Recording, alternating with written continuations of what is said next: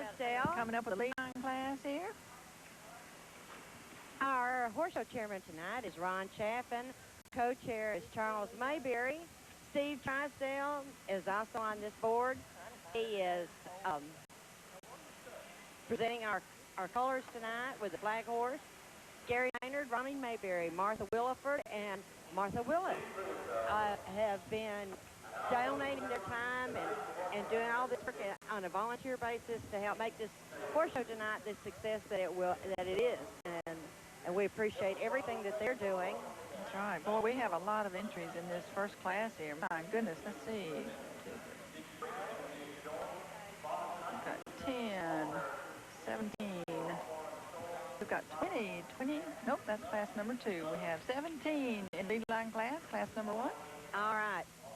And our lead line class has no entry fee tonight, and everybody in this class will receive a ribbon. That's right. There are no winners, or everybody's winner. Everybody's a winner. That's right. That's right. That's right. And the riders in this little class are 6 years old and under. Okay, we're going to, shall we say some of the names of the people that are going to be riding tonight? The children. Entry number 192, Pride's Dark Fury, Justin Robinson. Megan Ragsdale on Delight Satin Sun. 155 is E.T.'s First Lady, Natalie York aboard. Chris York on Color Me Red. York. Kayla Bilbrey will be riding Blue July. Tucker Do we Phillips. need some glasses, Debbie? Probably. Tucker Phillips. I might need to borrow those in a minute. All right. I usually hide mine in my purse, you know, but not a good place for them. No, and leaving them on the table is not helping me either. All right. Tucker Phillips on Hard Feelings. Owned by Ray Allen Phillips. Right Music, W-R-I-G-H-T-S, Right Music, Serena aboard. Lexi Clark on Ebony's Andy Mack. Nessa Wright riding C is number 68. Race Clay Stevens. Looks like Blaze Blaze Stokes. Stevens. B-L-A-C-E, maybe Blaze Stokes? On Apache's Easter Lily. Easter Lily. I like these names. You know, that didn't help don't a bit. you wonder how they come up with the names? I think they come up with the names a lot of times, well, sometimes off of the bloodline. And so that people that are in that industry, that are into these horses, that particular breed, will recognize, well, he's out of... Let's say, okay, for instance, let's say Ebony's Masterpiece. Yeah. Okay, talk about Ebony's Masterpiece and why somebody would say have Ebony in the Okay, name. we just had one a few minutes ago. I think we did. That was... Ebony's Andy Mack. Ebony's Andy Mack. Okay, that tells me that cup is out of Ebony Masterpiece. Who was Ebony? Who was a world champion. Okay. Back in the 60s. And is he still alive or no, just... no, okay. he's dead. And then Mackay, Handshaker, was a world champion. And so this horse... So this is the Matt K line also.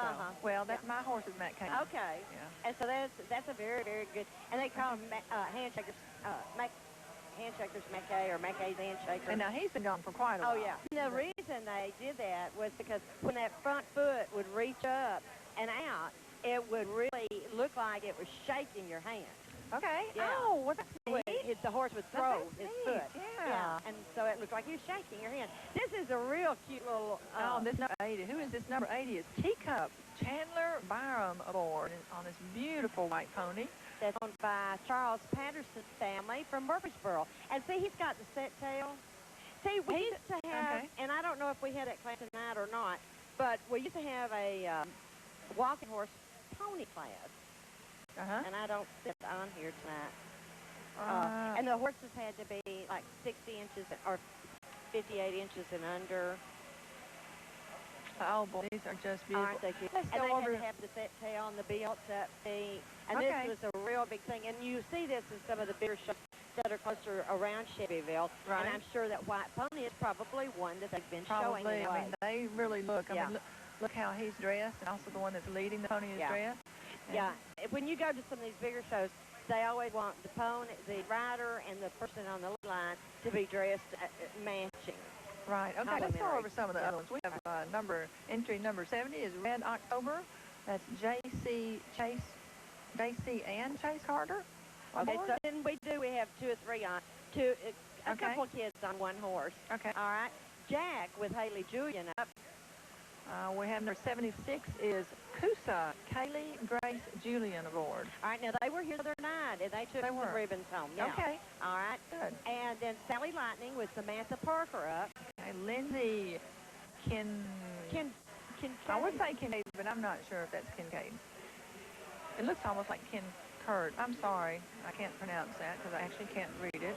But Lindsay is riding a horse named We're Wired. I like that. Yeah. Number 40, We're Wired. We're going to have to find that number 40. And Zippo Bar Passing Monty. Yeah. With Ransom Tate up. Brandison Tate. And Nicole Walker. There might be two of them on there. Now, Cole Walker was here the other night, and he absolutely stole the show. And I'll tell you how you'll remember who he was. And if you watched the fair Thursday night, Cole Walker won first place in the lead line class. Oh, in the lead line? No, I'm sorry, in the costume class. Oh, yes, that's He was Elvis. Yeah. Yes, and his horse was Elvis. I remember that. And I mean, this little fella, he wasn't too high off the ground now. Oh, and no. He was leading a huge horse. Big walking horse. And by himself. Yes. He was dressed as Elvis. The horse was dressed as Elvis or Elvis double. I'm not sure. And he just absolutely stole the show. He did. Every time he would stop, he would start dancing like Elvis. That was great. That was really great. Well, these kids out here just look so nice. Well, and so this was, I didn't realize how old he was, but he was under 6 and under for him to be in this lead line class. And he led that horse in here the other night by himself. Yeah. That really did amaze me because I couldn't help but get a little bit nervous when he was about 9 of that horse. Yeah. And the horse, I mean, it was just like a big puppy dog, wasn't it? Oh, it was. He knew how to handle it. He was fine. Yeah, he did good. There was 1 or 2 times, though, actually, when he stopped and the horse kept kind of moving and he was like really pulling him back. He knew what to do. Here goes this number 80. This is that teacup, right? Right. Number 80. Teacup Chandler Byrne. And isn't she cute? She's a doll now. Wow, she's young. I wish I could see these numbers and tell you who that is. That's a beautiful horse. I would say all of these horses, I'm guessing, will be in other classes tonight. They don't just... We'll see these horses, most all of these horses, 2 and 3 times tonight. Yeah. Just like we did You don't go night. to all this trouble, like you said, and truly you spend certainly half a day. That's all I've been. I'd say somebody that is really showing would spend a whole day just getting ready to come to the show. That's right. And you're not going to clean them up and use all that shampoo and haul them down here. And oh, look at this fella right here. Oh, he is definitely he's cute. ready. This little gal in her, look at that shirt she's wearing, like a flag shirt. That little fella. Oh, I like that red cowboy hat there. Beautiful black horse. Beautiful. Look at this little gal in the pink here. I'm telling you now, she just is hardly holding enough to hold on to that saddle horn. And you will notice the different attire. The ones that have the cowboy hats on, they're probably going to be riding the western saddles, which have a horn in front, versus flat saddle that Debbie and I were talking about. Right. And this is showing part of the versatility of the Tennessee walking horse. You can use the Tennessee walking horse for barrels, poles, roping, jumping. Of course, none of these would you use a horse with any of the high performance devices on. It would be a flat shot horse. Right. But basically anything that you can do with any other horse, you can do with a Tennessee walking horse. That's right. And there's a lot of things that the industry has been doing to get people interested and seeing the versatility of the Tennessee walking horse. Oh, yeah, they're adding all these classes, like at the celebration and even the ranking celebration in Decatur, Alabama. Same thing. I mean, the versatility type classes are really popular. Yes, yes. And by the way, the Tennessee World Grand Championship celebration is coming up. It starts August 25th and will be running through September the 4th in Shelbyville. Okay. So, you know, if you're interested in If you haven't been, you need to go. Yeah. Everybody needs to go 10 once. days. Absolutely. And have classes in the morning at the Calsonic Center, and then classes at night in the arena. And through the week, all except for the last 3 nights, you can pretty well sit anywhere you want because there's so many people that have boxes that don't attend all week long. And then, of course, the last 3 nights, if you don't have a box or reserve seat, you can always sit in general admission, but you need to get there early that morning to be able to do that. Oh, boy, I bet. Yeah, I can imagine the crowd. Do they still have mounted patrol? Oh, absolutely. Now, that's a neat thing to watch. It's a really good thing. And last year, one of the in-between classes, they'll have different things that they exhibit to show you the different types of horses or how Tennessee walking horses are used, and just real interesting things in between the classes. And one of the things that they did was they had the U.S. Army there that used Tennessee walking horses. They had, I forgot how many branches of government represented there that used Tennessee walking horses in their job, in the performance of their work. And it was really interesting. But, yes, they have the Tennessee Highway Patrol mounties that are there, and they're riding around and taking care of parking and the crowd. And I'm going to tell you, to watch these horses walk through this crowd of thousands of people, weaving in and out of these people, now that says a lot for horse. Oh, it does. Special horses. Oh, absolutely. And then they have, let's see, they have Nashville Metro Police Department uses Tennessee walking horses. And the U.S. Army, and I've forgotten all the other branches of government that's represented. The cavalry, of course, with the Army. Here we go. We're picking up our ribbons. All right. And, of course, tonight is primarily known as a show for people that are in Tennessee walking horses and have the pleasure horses and high-performance horses. But we have some of the Western classes, and luckily we've got Randy Adams and Lana Stockton here to help us with that. Also, like I mentioned earlier, Lana will be trying to get us as many of the winners as we can up here on stage so we can interview them just for a moment. There goes 163, that Ebony's Andy Mack was that first one out there that we were talking about, the bloodline. Yes. The Mac K and the Ebony. Well, that was a loose-going horse. That was a nice walking horse. And I like that little pony, that little walking pony. That's really, and the crowd definitely was with this little kid on the white pony. Oh, boy. Listen to the crowd. Yeah. That's that teacup or teacup. Teacup. That's what he is. That little boy's so cute. And the person leading him, they're dressed just exactly alike. Hats and all. It's just really cute. Okay, this little gal in pink here. But she must be back here back of the line somewhere. Isn't she a doll? 1-something-8. 193. Let's see. 193 is not on here. I'm sorry we can't tell you who that is. She might have picked up somebody else's number, maybe. There's a 192. I bet that's... I wonder if that's Lexi Clark. No?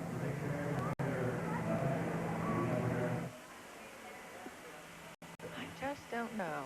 Let's see, boy, they're all getting ribbons. Are they getting little trophies too? They're getting a trophy and a ribbon. That's wonderful. Isn't that great?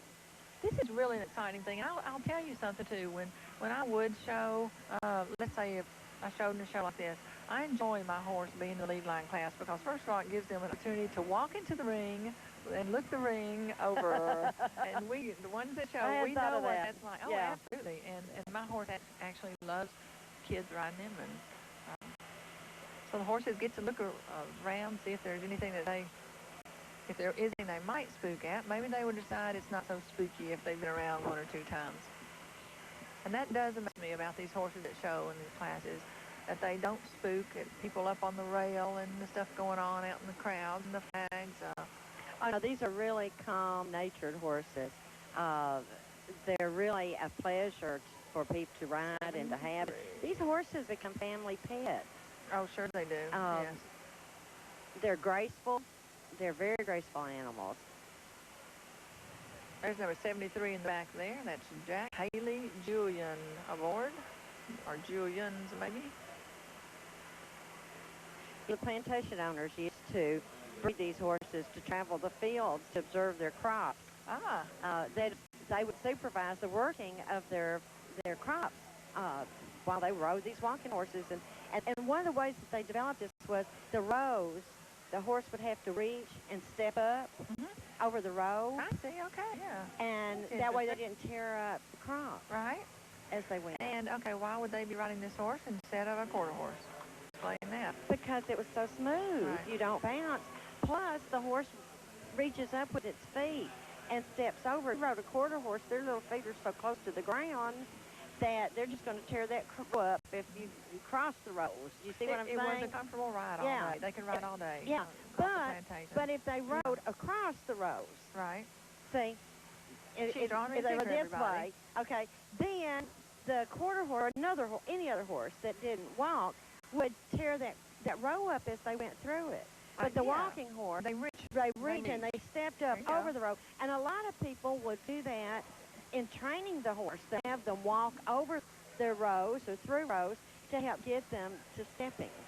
That was an old thing. That's something. That's neat. So it was, the long days of riding an average horse with its up and down movement caused a great deal of discomfort. And because of this, the riders of that era wanted a horse that possessed endurance and also the smoothest of rides. And that's what they got with the Tennessee walking horse. So, and I can't remember what were the breeds that they... But no, the standard bred, yes, and the Morgan, and the thoroughbred, that was all part of the stock that went into the Tennessee walking horse. Okay. Now, and so there's a Canadian like a pacer? horse. Canadian pacer? Yeah, and there's a little bit of that in, or actually probably I think came out of some of this. Because we all know about the pacing. Yes. Oh, yes. With some horses, that's their chosen gait. Okay. Right. Our next class number 2, is a 2-year-old walking open class. And our riders are? Okay, our riders are Steve Bridges from Pikeville, Tennessee, riding for Jimmy Reese and family on Bolometer. That's what it looks like. Baltometer. Yeah, and number 40, we have J.B. Buchanan. The owner is Troy York of Gainsborough, Tennessee, riding Silver Extreme. Scott Beatty we're looking at. Scott Beatty, okay. He's the next one. That's Cash Online. And Scott's riding for the Quentin Fox family from Cookville, Tennessee. Scott's from Birdstown. I was going to say, we know that name, Scott Beatty. Oh, yeah, Scott's a great trainer. Oh, yeah, and does an absolute wonderful job. So these are trainers riding this is, yes, typically a trainer's class. These are our 2-year-old. There are babies. This is the first year that these horses have been being shown. And so the judge is really watching them. But, look how well mannered these horses are for them to only be 2 years old. This is their first year. Let me ask you this. Now, 2-year-old, explain exactly where that 2-year-old comes into, because it seems, can they be at the end of 2 years old and still be a 2-year-old, I guess is what I'm saying. They got, I think the breed got it from January August to August. Okay. And so might be... And watch me get confused. And somebody will, of course, call and say, you were wrong. Please do. Call us and let us know, because we don't know, but we're not going to give you our phone. I do know, because I breed these horses and sell them, but I'll get us all messed up. I just knew that there was, like some of them could be 6 months older. And everybody wants their coats to come in the fall so that they have a little more time to mature. I like for my coats to come in spring, because that way they have time to grow and get better established before they go through a hard winter. Right. And and it's just easier to fool with them and take care of them. And there's Scott Beatty again, number 110, Cash Online, beautiful horse. I would call that, would you call that a chestnut? That's or a sorrel? I would call that a sorrel. Okay. And sorrel means it might have a little more red. Yeah. Is that correct? Now I would call that one more of a chestnut. Okay. Because it's not as red. More of a brown color. Yeah. That's, if we put... and that's Steve Bridges up, I think. I can't see the number on that one. No, that's J.B. Buchanan. Okay. Riding for Troy York. Oh, look at blaze on that face. That's an interesting pattern on the face. Big blaze. And now the horses, because they're 2-year-olds, they're not required to canter. You don't want to push a colt along too hard. That's a really great horse. You don't want to push them real hard, because if you do, you'll cause them to peak too early. And so a good trainer will bring them on slowly, excuse me, so that they can develop to their maximum Well, that makes potential. sense. And I am really and truly, I'm looking at these horses. This one right here, look at, he is a mature looking horse. So they're fed right, they're ridden, they're in shape. It is amazing. Yeah, and this one, you can see the rhythm, the timing, the balance. Every part of the horse is in tune with nature, and he's making the gaits of the breed not only easy, but really a pretty elegant experience for us as the viewers to watch. Right. The judges asked for them to come back in at a flat foot walk and line up. Okay, so now they're doing 2 gaits, is that correct? Yeah, they only did the flat foot walk and the running walk. The flat foot walk involves the horse's feet hitting the ground one at a time in a rhythmic fashion, Suzanne. And the horse's head will nod in rhythm and with each step that he takes. And then the running walk is just a little faster paced gait, and it's basically an accelerated version of the flat foot walk. And so that's all that they want these 2 babies to do. And they're now 2-year-old and babies. is that called a 4-beat gait? That's a 1, 2, 3, 4. 1, 2, 3, 4-beat Yeah. gait. Which means each one hits the ground At a different time. Yeah. Okay, that's a 4-beat And that gives gait. you that floating, gliding feeling. Where with a trot, you have 2 hitting the ground at all the time. Right. Yeah, 2, 2, 2, Okay. 2. And you're going boom, boom, boom.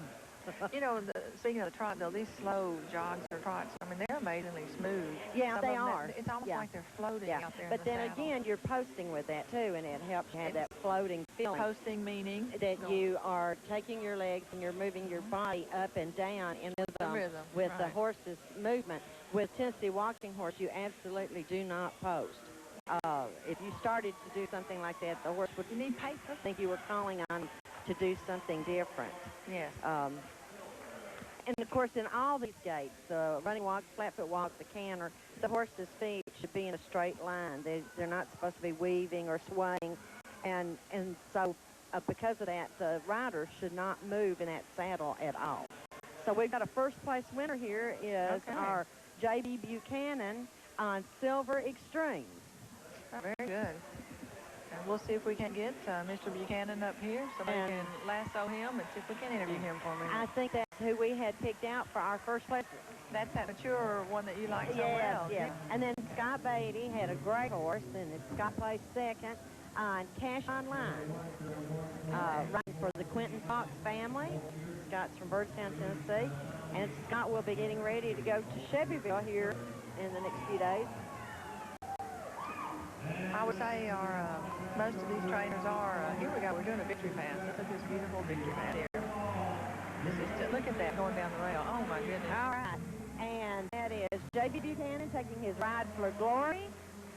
That's what we all, that's the ultimate goal. I've got to say something, though. Let me tell you about victory passes. They can embarrass you. Oh, yeah. And a lot of these, they get kind of excited doing the victory pass, and they push their horse a little bit more than maybe they should sometimes. Oh, absolutely. And then the great gate, and I know it's not funny, but it is funny because they're so excited doing their victory pass. And you want the crowd to see how much potential that horse has got. Yes. And so the show is over, and you go ahead. Okay, we're going to go. I'm sorry, David. We're going to go to our underwriters here. Yeah. And so we'll be right back with you. Let's go take care of our sponsors.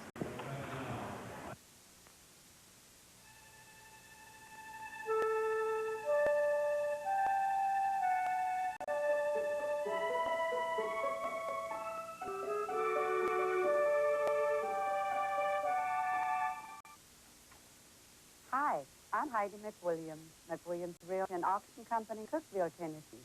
We are proud to sponsor the Putnam County Fair on WCTV-TV. McWilliams Realty and Auction has been selling the Upper Cumberland for over 26 years. Through open market sales and at auction, McWilliams Realty and Auction sells your property at top market value. Concentrating on personal one-on-one service, you will find a professional and friendly associate helping you every step of the way. This broadcast is brought to you in part by McGugan Oil Company, 114 Church Street in Allgood, distributors of Shell Oil products in locations throughout the Upper Cumberland area. McGugan Oil Company, family-owned since 1948, is proud to support WCTE Public Television.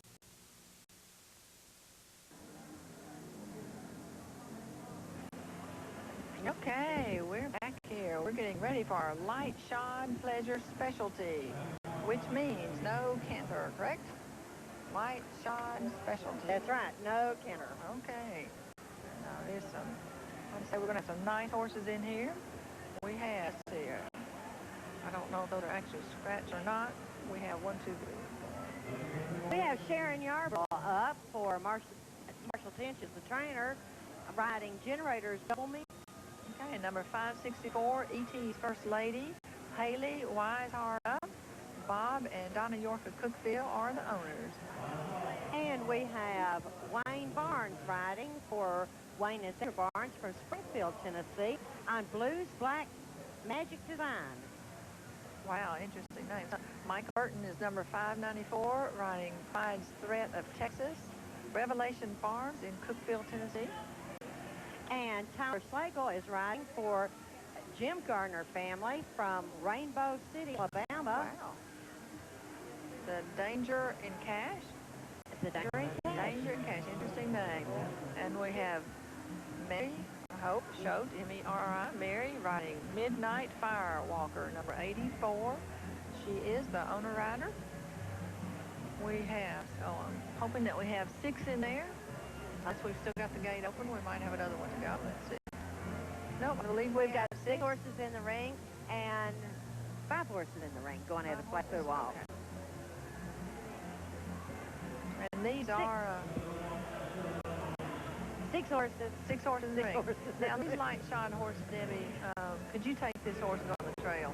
I think you could. Yeah, some of them do have, they might have a little heavier shoes than your regular keg shoe or whatever you your want. plantation pleasure horses. Don't they have a heavier shoe? Yes.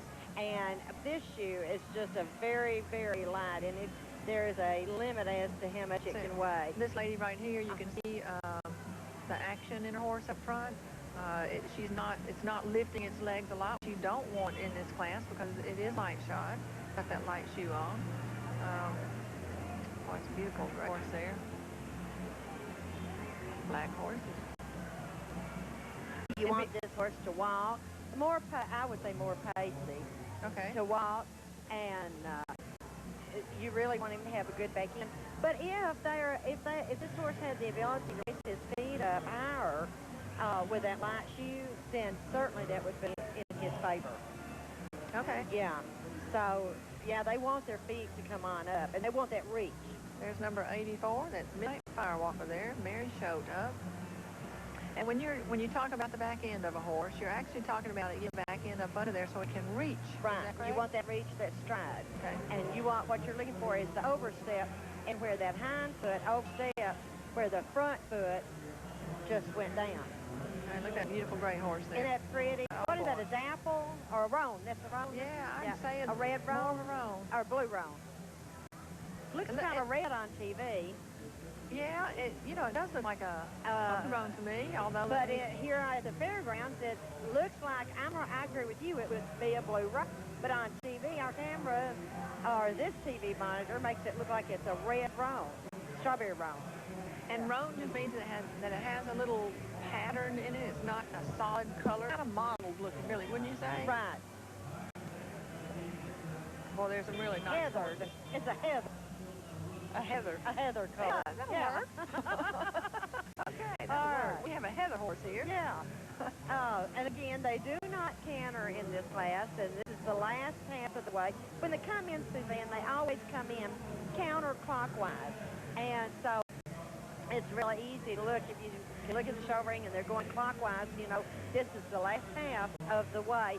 And our riders always exhibit them just a little bit better because they push them just a little bit more when they know they're in the last half of a class. Second way of the ring. And a lot of horses actually do better the second way of the ring. I don't know if it's because they've done it so many times they know we're going to be out here in just a minute. Well, and they've warmed up. They're a little bit looser. Yeah, that makes sense. They feel a little more confident in the show ring. Because some of these horses have never been in this show ring before. Number 564, that's Haley Weishart.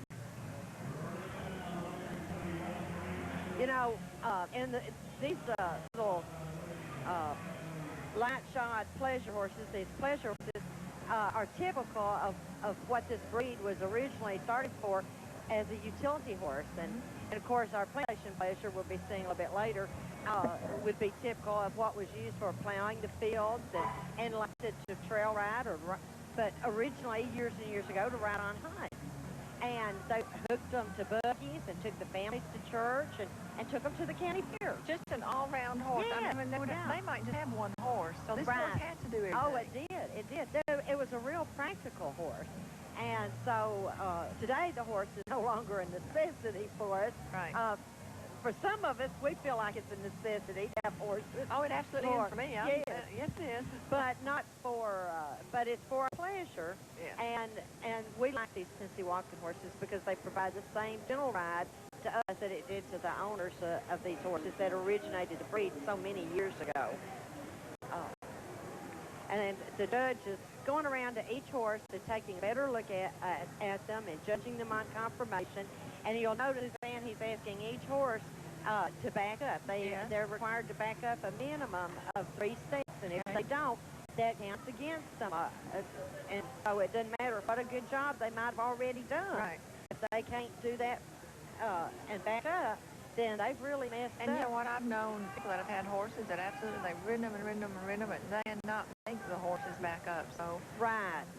Of course, the horse is allowing people to ride them and do anything. If they didn't want to do anything, I mean, I don't think we couldn't make them do anything. You cannot make, that horse weighs what, 2 tons? A ton? You can't make a horse that weighs... No. I'm guessing an average horse. I'm just guessing. 1,600. I was saying 1,200. 1,200 pounds. I'm saying, yeah. And so the average woman's less than 150 pounds. How in the world? The average woman this day and time, I don't know if that's true or not. Well, or any man or woman less than 200 pounds. You know, how can something 200 pounds like a 1,200-pound animal do anything? They have the nature to allow us to do these things with them. Yeah. And so that's exactly You've heard the saying, pretty is as pretty does. I mean, it's so true with horses, because I have friends that have bought horses because they were just the most gorgeous thing they'd ever seen. And I mean, they were outlaws. I have a girlfriend that's broken her collarbone, her arm, and but boy, sure is a pretty horse. All right, we'll go through a little trivia while they're doing this. Okay, here we go. We've got our first place winner coming up. Number 163. That is Sharon Yarbrough. Generators, Double Mint. Marshall Tinch is the trainer, and Sharon is actually the owner. All right. Congratulations to her. Sharon did a great job. We can get her up here. Now, Sharon's horse, go ahead. I'm sorry, I was just trying to look at second place. It's hard to hear what Drew is saying up here, and trying to see who this is.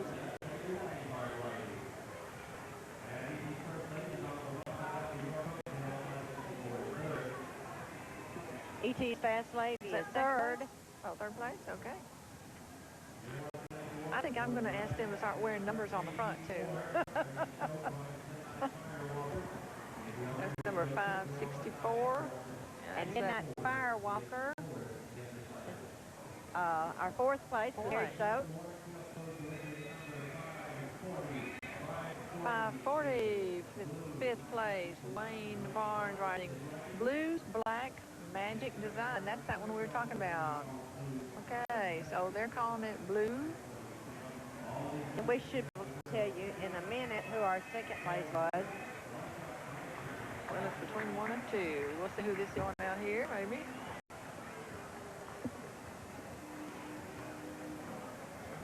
I guess we will. We could not see the numbers. So anyway, we're about to do our victory pass here. This is Generators, Double Mint, Sharon Yarbrough going down the rail, that blue ribbon. She's doing a great job. Time. Okay, now that horse kind of reminds me a little bit of Trigger. It does, the golden yellow. So we're going to do a little trivia in between each class tonight. Oh, okay. Oh, did you know that Trigger Jr. was a Tennessee walking horse? Yes, I did. I bet most of our crowd didn't know that. That is interesting, though. Yes. Yeah. Of course, we're talking about Roy Rogers Trigger, the horse that we're talking about. And he was a Tennessee walking horse. Did you also know that Gene Autry rode a Tennessee walking horse? Gene Autry? Yeah. So Hollywood has known about the Tennessee walking horse for years. Daryl Waltrip, Olivia Newton-John. They also have been Tennessee Walking Horse Owners. Oh, wow. Yeah. Oh, there goes Heidi McWilliams. We're getting ready for class number 4. That is the 2-year-old amateur walking class. So this would mean that they are not the trainers, like professional trainers, right? Right. They're amateurs. They could not have earned any money for training horses the last 60 days and been able to come into this class. Okay. So, okay, well, that was Heidi McWilliams that we just saw come into the and I'd say, if we had Olivia Newton-John here with her horse tonight, this would be a class she'd come into. Oh, it is? Okay. Well, I didn't know Olivia rode walking horses. I'm glad to see that. Yeah. Or I think we might have a we're going to try to winner continue here to give you a little trivia on Tennessee walking horses tonight between each class, and just a little fun stuff that might be interesting to the audience. And there's Lana Stockton, our first place winner for class number 2, the 2-year-old walking. So can we just turn it over to Lana here, and she can congratulate this lady?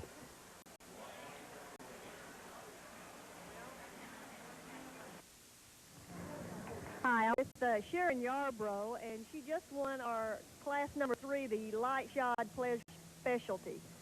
Sharon, is this your horse you're on tonight? Yes, it's my horse. In fact, I bred him, and he's one I raised.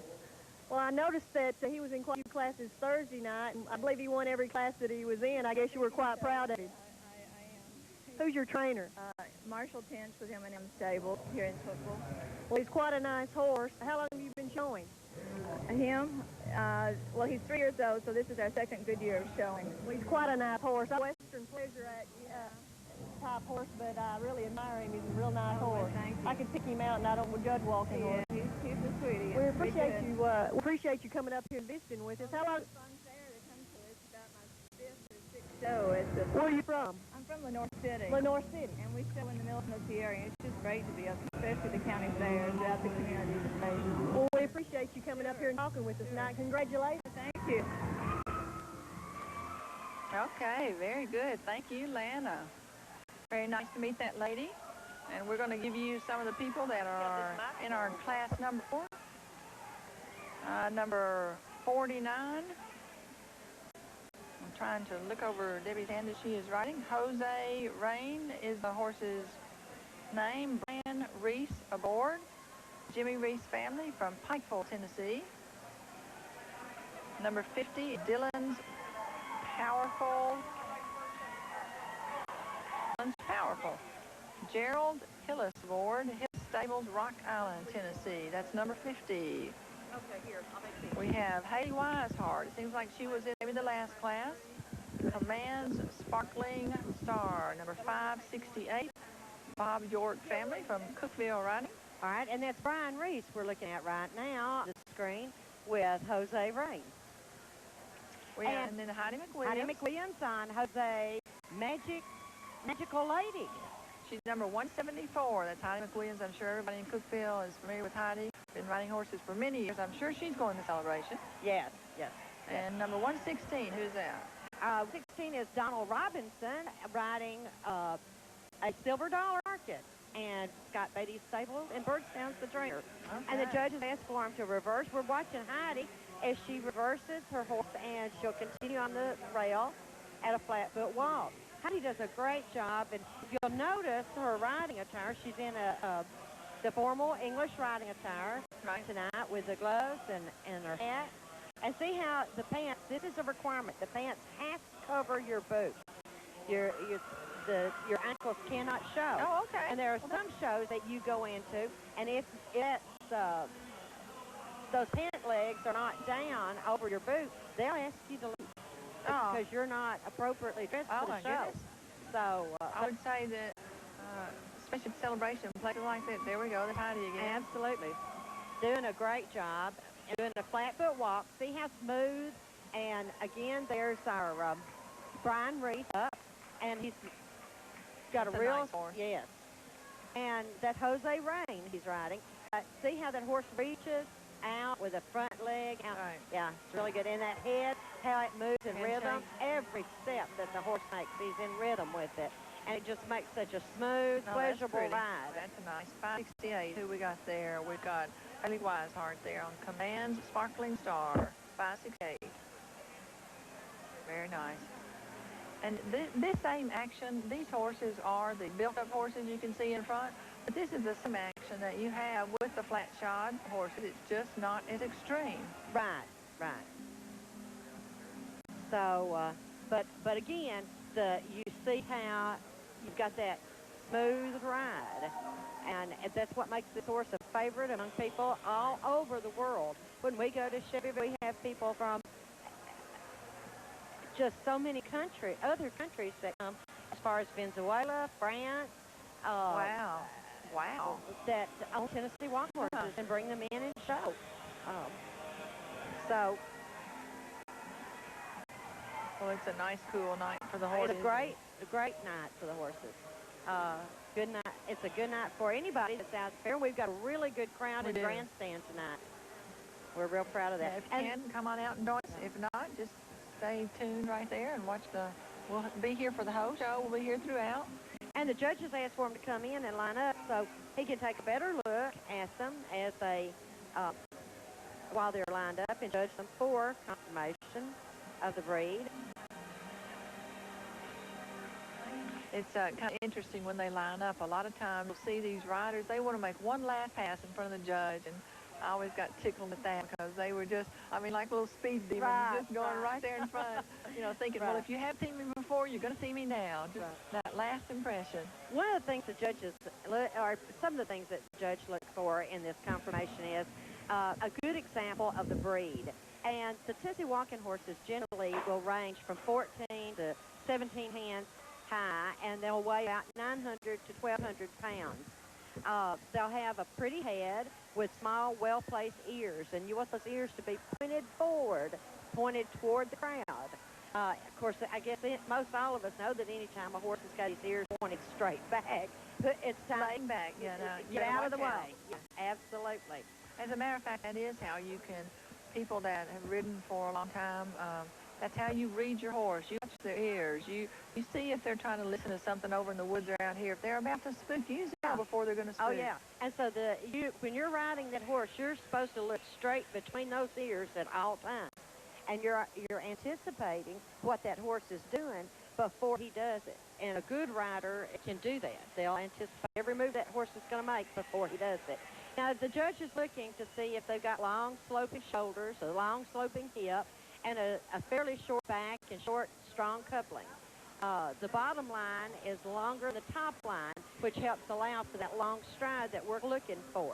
And, of course, the walking horse comes in all colors, and as we can see in this class, a variety of patterns. Now, what we've got, we'd call this a right hind stocking and a blaze face. Yeah. And, of course, you can see the built-up pad there. And then in the walking horses, we have the braid that we put in their mane. Oh, there she goes. I think Heidi just first got place it. winner, Good Heidi for her. McWilliams. She always deserves it. She's always riding something good.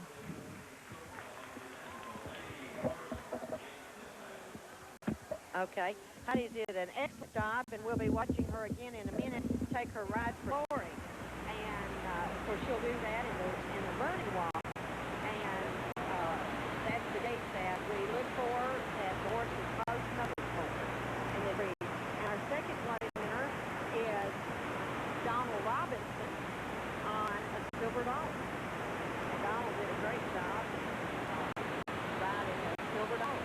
And that is such a pretty, tall horse with a great face. Oh, gosh, it sure is. Beautiful horse. And then Haley Weishart took third place on Command Sparkling Star. And Haley's riding for the Bob York family from Cookville, Tennessee. So all of these are Cookville horses that we've got first, second, and third here. We're real proud of that. And again, this amateur walking means that these people riding are not professional trainers. They usually own these horses and ride themselves and have somebody help them with them. Okay, and our fourth place winner was, I think, Brian Pierce on Jose Rain, and riding for the Jimmy Reese family from Pikeville, Tennessee. And our fifth place winner was Gerald Hillis on Dylan's Powerful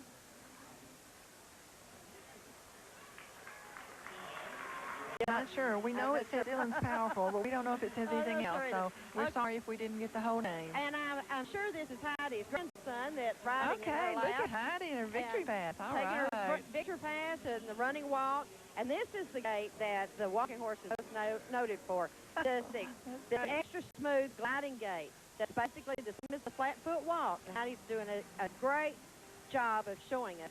Look at that smile on Heidi's face. The proper way to doing this. The proper form should never be sacrificed for excessive speed. You can see she's really, watch her grin. She's really doing a great job. He's laughing. Look at him. He's so tickled. Good job. Really good job. That blue ribbon looks so pretty on that black horse. Did you know that they can go 10 to 20 miles an hour in the running walk? Wow. Yeah. And as the speed increases, the horse oversteps the front track with the back by a distance of 6 to 18 inches. Oh, my goodness. And yeah, and that's the stride. The more stride the horse has, the better a walker is considered to be. And that's the motion that gives the rider that gliding feeling, that he's just gliding through the air as if he's propelled by some powerful but smooth running machine. And he is. Right, That machine is that the walking right. horse. Yeah. So these are easy gaits for the horse to perform. And a lot of the horses, if you'll notice, will actually relax certain muscles while they're doing the running walk. They may flop their ears in rhythm, and some may even snap their teeth. And the running walk is a smooth, easy gait that's for both the rider and the horse. Okay, and let's see who's coming in here. All right. We got a flat shod backing class here. All right, now this is a little different. And the difference in the racking horse and the walking horse is, if you'll notice, they don't have that reach. Their feet come straight up. Right. And their head is not supposed to nod. And you want their head to be still. And also, they hold their heads up just a little bit higher and their nose out more. Where with the walking horse, want to be up. I think that's Quentin Guffey. I was going to say, he won a class Thursday night. I remember interviewing him. Let's go over some of the ones that are in this class tonight. Yeah. All right, Quentin Guffey, number 400 on the white horse, and Peyton's Pale Shadow. Okay, we got Craig Sisson, number 390, riding Sports Glowing Image, and that's Quentin Guffey is the owner of that, and Quentin is in Monterey. And Sandy Bob Ledbetter from Cookville is the owner. Travis Ledbetter is the rider on the Spot is On, number 88. Number 79, Generator St. Patrick, Dennis McCant aboard, and that's Ed Henry from Monterey, Tennessee, is the owner. And April Todd is on Pure Delight Strike. Okay, number 451 is First Cut Blaze, Claudie Jenkins, and Claudie Jenkins is the owner rider. She's from Tompkinsville, Kentucky, all the way down from Tompkinsville. Brooke Bowman from Monterey is the owner and the trainer for, the rider and the trainer for Triple B Stables in Monterey, riding Rooster the Man. Number 77, we have Threats Bounty Hunter, Gary Bowman aboard, and that is Triple B Stables, also in Monterey, Tennessee, the owners. Trainer is Brent Bowman. So we got everybody in the ring already. We're going around. That's April Todd we just saw going by, and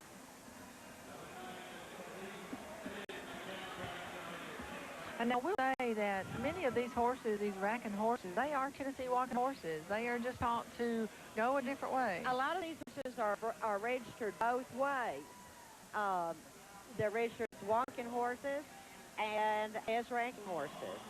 There's number 88, Travis Ledbetter riding the Spot is On, that spotted horse there. I like that name, the Spot is On. And he looks like he's ready now. They ought to be feeling pretty good out here. And they pick them up pretty good in front, these racking horses do. If you look right here, going down the rail, look how much that one's picking it up there. All right, and again, we're looking at April Todd and Travis Ledbetter. And I'm not sure we have behind them as they come up in a show rack. Well, I'm sorry, a slow rack. The slow rack. Quentin Guffey. All right, there's... You know, I think a couple of these were speed racking on Thursday night. I bet you they're going to be back later on the evening or speed racking class, some of them. There's Quentin.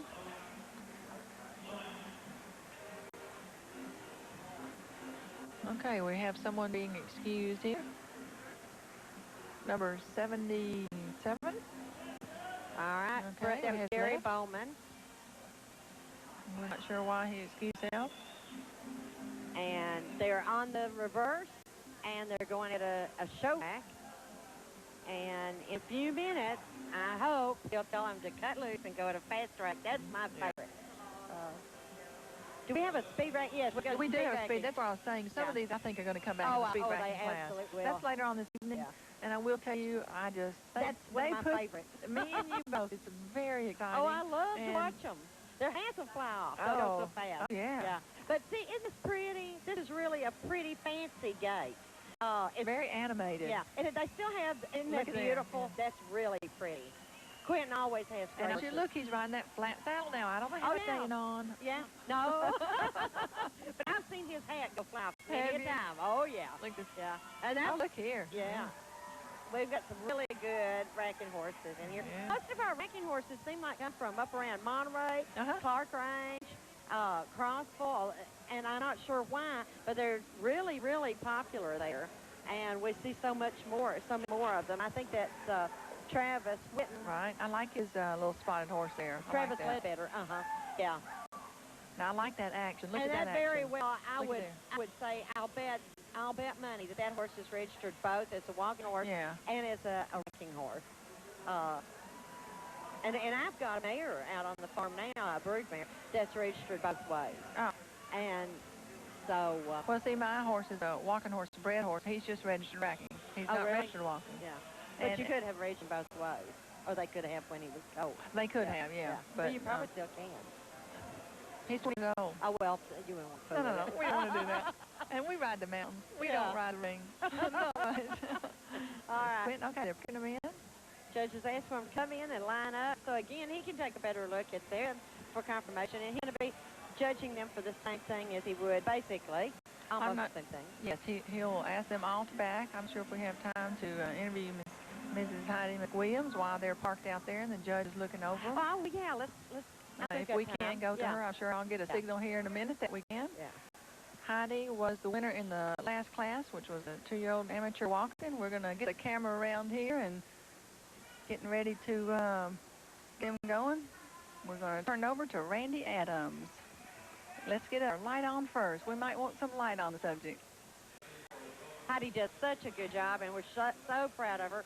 And Heidi and McWilliams Royalty has been so supportive of Channel 22. We really appreciate everything that they do. But, you know, I don't think anybody has more fun than Heidi McWilliams at the Putnam County Fair. Okay, here we go. Nobody else has any more fun in the winner's circle than Heidi Williams. Congratulations, Heidi, on winning the 2-year-old amateur specialty. Thank you so much. It was more fun than I could ever describe. She's such a wonderful filly. I've never had a 2-year-old that is so gentle and so willing to give with everything I ask her for. Well, we're talking about Jose Magical Lady, and as we said, she's 2. This was an amateur specialty. Tell the folks at home what makes it an amateur class. What makes it an amateur class is you do not train horses professionally. You do not get paid for anything. Most of the time you have your horses in training, and then the trainers get them ready, and the amateur just goes to the show, rides, and enjoys the show. There's also amateurs that train their own horses, and then they take them to the show, but you're not allowed to receive any funds for training, and that mostly makes an amateur. That particularly makes an amateur. Well, you certainly did a good job tonight. The ground conditions were good. The horse worked great. How much fun was it? I can't describe it. It's tremendous fun it was, and I sure thank the good Lord for the good weather, because he couldn't really put a stopper on these 2-year-olds. Well, it really has been great, and now your granddaughter is showing in the 3-year-old class? Yes, sir. She's showing in the 3-year-old amateur class. There's your word amateur again. Okay. And amateur really can be juvenile, can be adults, men, women. Anyone can be an amateur as long as you don't train professionally and receive money. Now, Jose's Magical Lady has been working very well for you this fall, as we were just talking about. You're headed to Shelbyville. Lots of expectations? Lots of expectations. People telling us we should be in the top 3 in the world. With her, we won the Spring Fun Show, which is mostly a preview to the World Championship. People that show at the Spring Fun Show, they take their horses to the World Championship at the Celebration. and we won that show in the 2-year-old amateur mare in Gildan. So we're really, and we won a lot of other shows already, so we're really happy about her. I've never had a good filly like this, I don't think. Well, you show her very well, and you do an excellent job on top. Not all her, it's a team effort, as we know. So congratulations. We look forward to seeing you in the winner's circle in Shelbyville. Thank you so very, very much, and I appreciate y'all to let me be a part of this, and I enjoy the fair so much. I wouldn't miss it for nothing. Well, thank you for being here, ladies. Thank you. Back to you. Okay, let's go back to these winners here of this flat shod racking class. Our first place winner was April Todd, Pure Delight Strike. Let's see if we can get April up here. Second place, Quentin McDuffie, or Guffey, I'm sorry. Peyton Pale Shadow. Our third place winner was Claudie Jenkins, First Cut Blaze. Fourth place was Craig Simpson, riding Fort's Glowing Image. We are going to turn this over to Lana Stockton and Randy Adams. They're going to be doing the Open Western Pleasure. So, Lana, welcome aboard. I'll see if I can go catch our lady, okay? Thank you. Anna, Good evening, Randy. how are you? Beautiful night, and I'm great. Oh, it's perfect, isn't it? Great. We're fixing to go to a break here in just a minute. Then we're going to be coming back with our first Western class of the evening. Our Open Western Pleasure.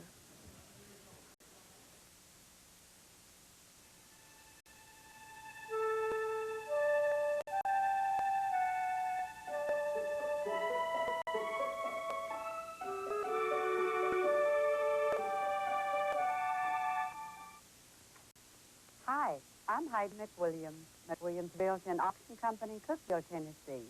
We are proud to sponsor the Putnam County Fair on WCTE-TV. McWilliams Realty Auction has been selling the Upper Cumberland for over 26 years. Through open market sales and at auction, McWilliams Realty Auction sells your property at top market value. Concentrating on personal one-on-one service, you will find a professional and friendly associate helping you every step of the way. This broadcast is brought to you in part by McGugan Oil Company, 114 Church Street in Allgood. Distributors of Shell Oil products in locations throughout the Upper Cumberland area.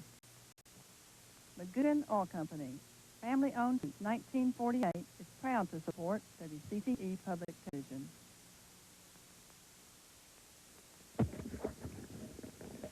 And we're back and getting ready for class number 6. This is our Open Western Pleasure class. Looks like we're going to have a really good class here, Lana. Like 11 entries, I think.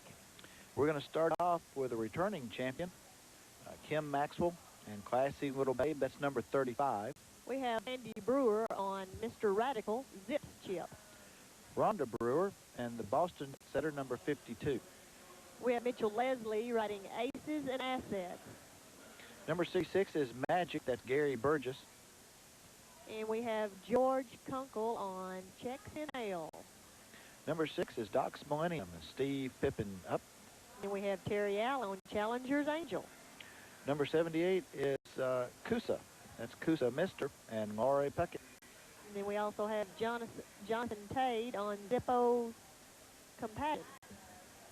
Number 222 is going to be Whisper and Morning Rita. Morning Rita. That's your contestants. We've got people from Cookville, Nashville, Rickman, all over the place. Kentucky contestants in the ring with us too. And we're having a little bit of trouble hearing since all the sound tonight is coming from the center. And we know that you folks at home aren't hearing the actual horse show announcer, and we're having trouble hearing to relay to you since we've got the headsets on. So we'll do the best we can. We appreciate you with us. There's number 35, Miss Kim Maxwell. She was the chairwoman for the Thursday night show, and she's an excellent horse show lady. Does a fine job. She has a great seat and does a good job of handling her animals. There we see Terry Allen from Livingston. I guess Terry's living in Gainesville now. He's riding a horse owned by Ralph Mills. Now, I noticed a few little different things on the headsets of the horse. Terry's horse is carrying his head a little bit high, as opposed to what you're seeing right here on Morning Rita, number 222, riding Whisper. The horses should carry their head fairly level.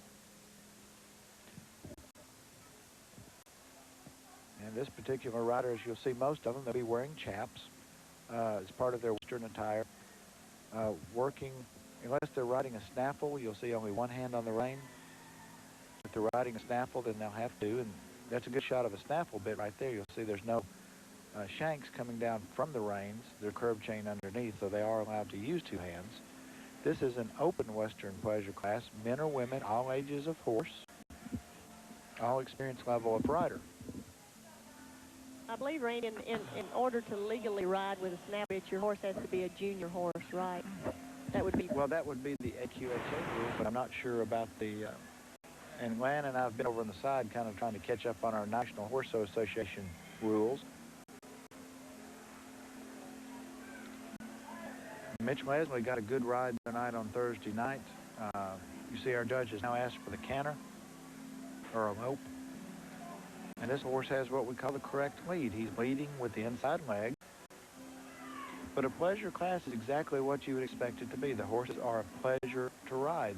They're easy, they're smooth, they're well-mannered. Shouldn't have to be able to have to pull on the reins constantly, trying to control them. There's one of our younger contestants, and he's doing a fine job. There's Steve Pippin. Steve's got a good ride going. The horse is moving really nice, a little high-headed. We don't know how the judge will take that. But you see the transition down from the lope to the walk, and now the judge asks them to reverse. And your walking horses and quarter horses both, they kind of turn opposites when they turn. There's Mitch Leslie on Ace's Asset. Mitch and Aces had a really good ride Thursday night. Mitch is what you might call an old school. This is an old school horse. His headset is very low, as opposed to Morning right there. And that was a very nice transition.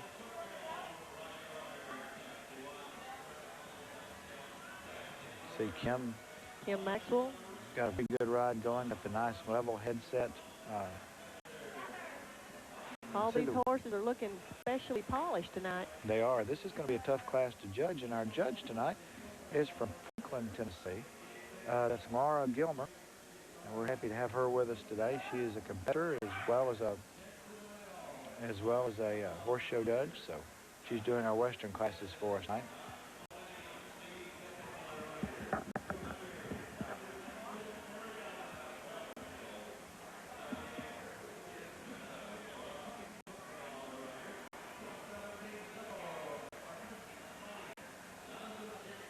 All the horses seem to be getting a fairly good ride tonight, Randy. It'll be a hard decision for our judge.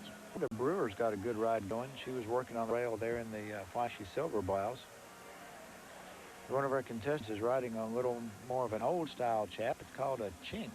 Yes, we see a lot of that in your roping events and working cattle events. Working cow horse. It's not quite as long and formal as the chap, but it's just fine for tonight.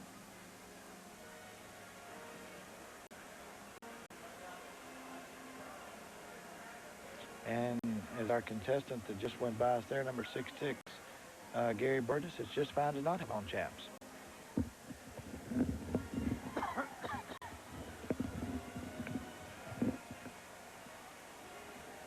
Wonderful crowd tonight at the fair. All the horses are really working good. Our weather's great. We'd like to invite you all to come out and have a good time at the Putnam County Fair. Boston Jet Setter and Rhonda Brewer right there working. Again, one of those nice smooth transitions. Lori Puckett on Coose's Mister. That is going to be we haven't seen Laura much on the screen, but now she's going to be tough to beat. She always is. A constant competitor. She made very few mistakes, and she's well experienced in the show and even on out to the World Show, American Quarter Horse Association Championships. And she's also a pretty good horse show judge. Judged our open horse show. She did a good job up in Oakland County Fair. Did a good job.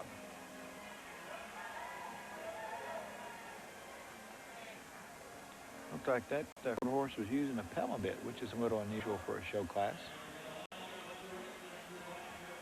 Looks like our judge is bringing them in. He's going to line them up. see Laurie and Coosa's Mister.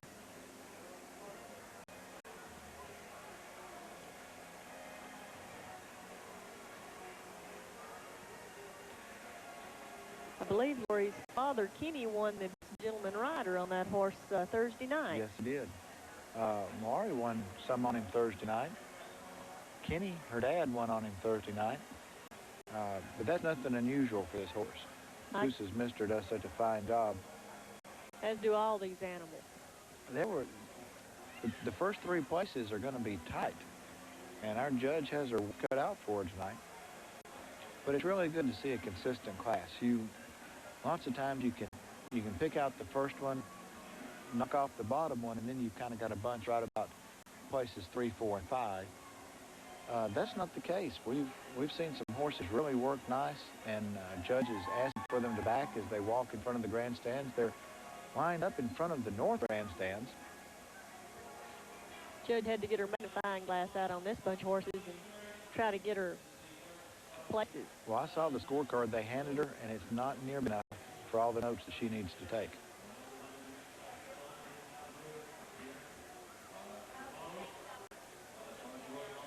You can see her easing down through the back of them now, making her final decisions as our competitors are parked on the inside of the track. He's had too much fare. He's a little bit worn out. Had to yawn off there.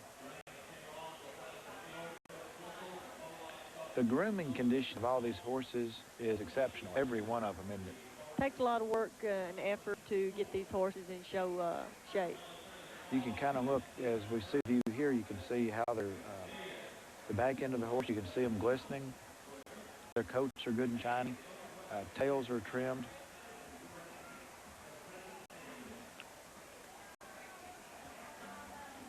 Getting ready to hear a result. Now, this is our first time at the table, so we don't know if we cut to Drew or not to hear the results, but I think the way the sound's up, I'm not sure we can do that.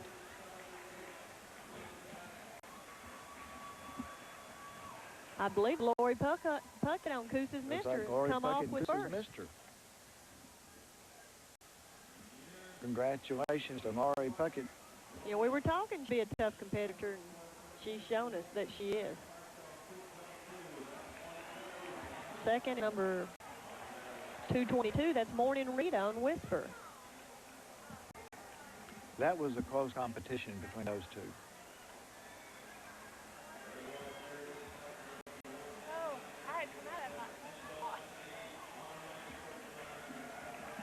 Mitchell Leslie seems like he's brought in third place.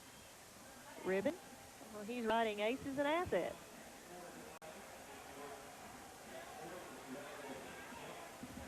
Randy Brewer riding Mr. Radical Chip has come in with fourth.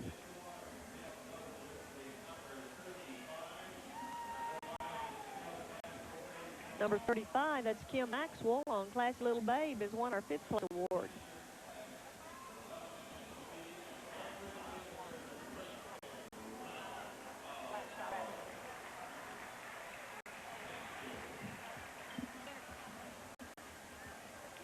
And now that we're between the classes, we're going to go to Suzanne with an interview of our champion of the flat shod racking class.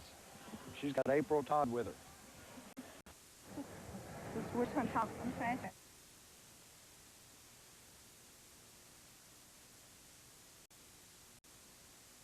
With me, is that right? You've just won the flat shod racking class, right? Yes, sir. Ma'am. First, congratulations. Thank you.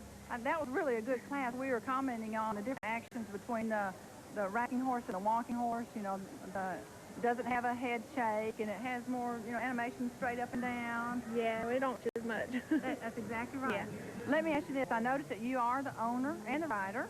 Okay. Now, do you keep this horse at home, or do you keep it at someone's barn and you work it, or what? No, we have our horses at home. We work them ourselves at home. Is it a family business? Yeah, me, my husband, and my daughter, we all ride. Oh, that's right. Do you trail ride also, or do you mainly show? We mainly show. In racking, strictly racking, or? Yeah, just racking. Well, you really did a wonderful job. Your horse is beautiful. It's big, beautiful. beautiful black horse. I was really impressed and appreciate you coming up. Are you going to be showing some more tonight? We've got 3 going in the style class. Me, my husband, and my daughter, all 3 showing in the style class. We'll be looking for you then, and thank you so much for coming up here to visit. We're going to cover this next class here, and again, congratulations, okay? Okay. And another good news by Miss Suzanne. We're coming up on our next class, which is going to be class number 7, 4-year-old walking amateur specialty. Okay, here we go. Might make a little noise there with my headset on there. Not much. We're okay. It didn't hurt her ears too much. We're going, what is our next class here? We're in class, the 4-year-old walking amateur specialty class. Okay, and that is class number what? 7. Class number 7. So we have the sheet right here. Looks like we have 6 entries in this class. Okay, let's go through some of them. We have entry number 341, a magic coin. Tex Dillingham is the rider. It looks like the owner is Floyd Dillingham. Yep. I believe I'm pronouncing that correct. We have number 388, that's Bradley Bottoms up on Power Lane. He seems to be the owner rider Yeah, I think he's from Murfreesboro. Well, he's from Crossville. I guess the trainer is in Murfreesboro. Now we have Chris Wittenberry riding Olympic Gentleman, which is number 5. And Odell Wittenberg from Crossville is the owner. We have Shelley Bridges up on George Walker Push. Steve Bridges is the trainer out of Pikeville, and he's also the owner. That's funny. That's a name, George Walker Push. I like that name. How's that? We have number 355. I don't know if I can read this. We have one of these things called... That's Irrationality. Oh, that's good. Irrationality. I like that. And that is? Ridden by Beck Oakley, and Beck Oakley looks like Paul Oakley out of Lebanon, Tennessee is the owner. Yeah, it is. I mean, even if you have good vision, it's hard to read these because it's kind of faint in Atlanta. Looks like the Beatty Stables out of Birdstown's the trainer on that horse. That's Scott Beatty, right? He was in earlier, and he's always a good horse. And number 74 is OlympicSpirit.com. Kyle Winters aboard, and Dwayne Lewis from Alabama, it looks like he's the owner. But we have horses in here from everywhere. Well, this is just great.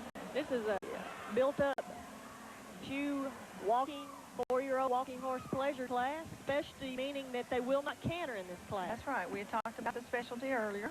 It also designates that it's an amateur specialty, which means these people riding these horses are of an amateur status, and they require amateur cards in order to compete in these classes. Right, that's right. Okay. Looks like we really got some nice horses in here, too. I'm guessing that we have, let's see, it does say they're 4-year-olds. Okay, I was going to say we might have all ages. But so these are relatively young horses, too. We had the 2-year-olds in here earlier. Debbie was talking about not pushing them too soon. And these have had a couple of years behind them and been showing. 4-year-old horses have a little bit more athletic ability and stamina than the 2-year-old horses. And I'm not sure at what age. In Western horses, 5-year-olds and under now are designated as junior horses. Oh, okay. And so I'm not sure the walking horse classes if they have a designation on that. I'm trying to write down some descriptions here since we have a hard time seeing the numbers sometime. Let's see, we have there number 327. That's Shelley Bridges in that white coat. There's someone looks nice there going along the road.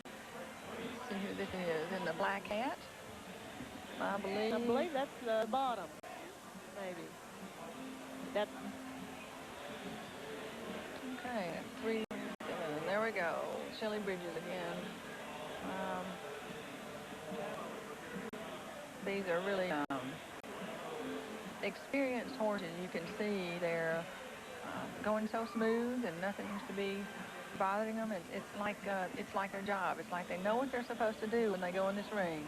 These horses receive constant training, and it takes a lot of work to get a horse to this point.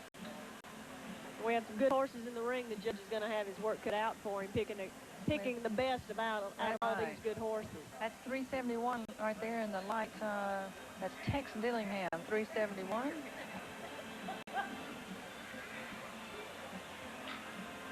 Okay, and they will just have the 2 gates. I can't really hear exactly how they call them, but I think it's the flat flat walk and then the running walk. That's Is that exactly correct, right. Lana? That's correct. Okay. And we're getting one turned around here. He's not sure which way he wants to go. He's thinking about going up, actually. It's not quite as cool as I expected it to be tonight. Maybe it'll get cooler later on. It's a nice night. It is a nice night. I thought we would have some Looks like the judge is going to ask them to reverse the arena here, maybe.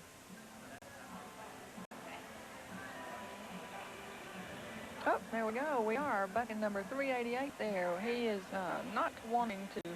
That's Bradley Bottoms. I believe he's trying to decide where he wants to go here. Oh. He has decided that I think he's done with this class. And let me tell you right now, everybody, this is a good rider. Again, we're talking about that flat saddle, and look at him.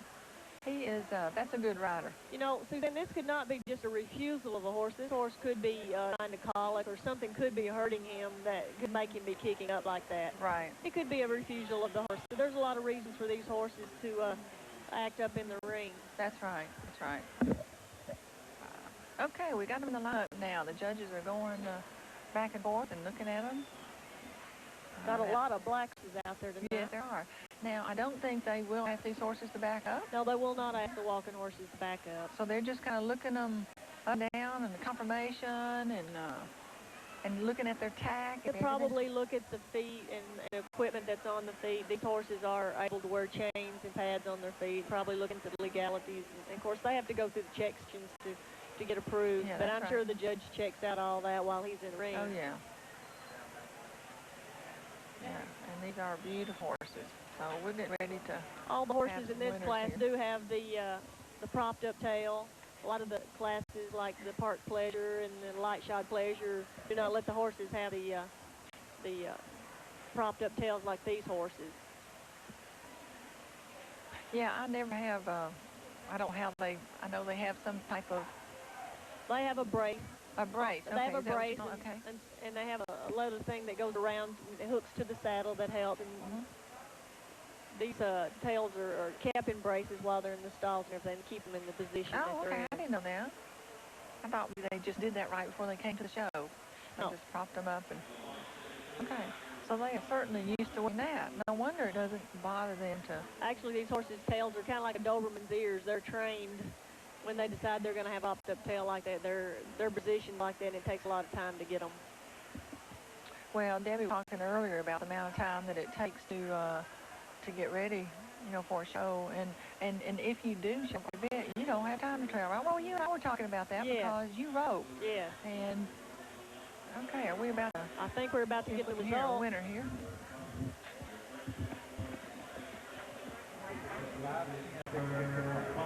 Thank you, Ken.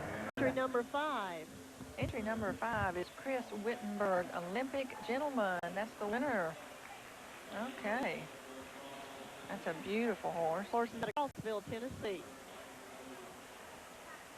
Beautiful horse. See how it's reaching? Debbie was talking about the reach, how they would reach over the, I guess, the crop rows in the field. 371 Tex Dillinghams came in with the second place ribbon, riding a Magic Coin. They're out of Cookeville, Tennessee.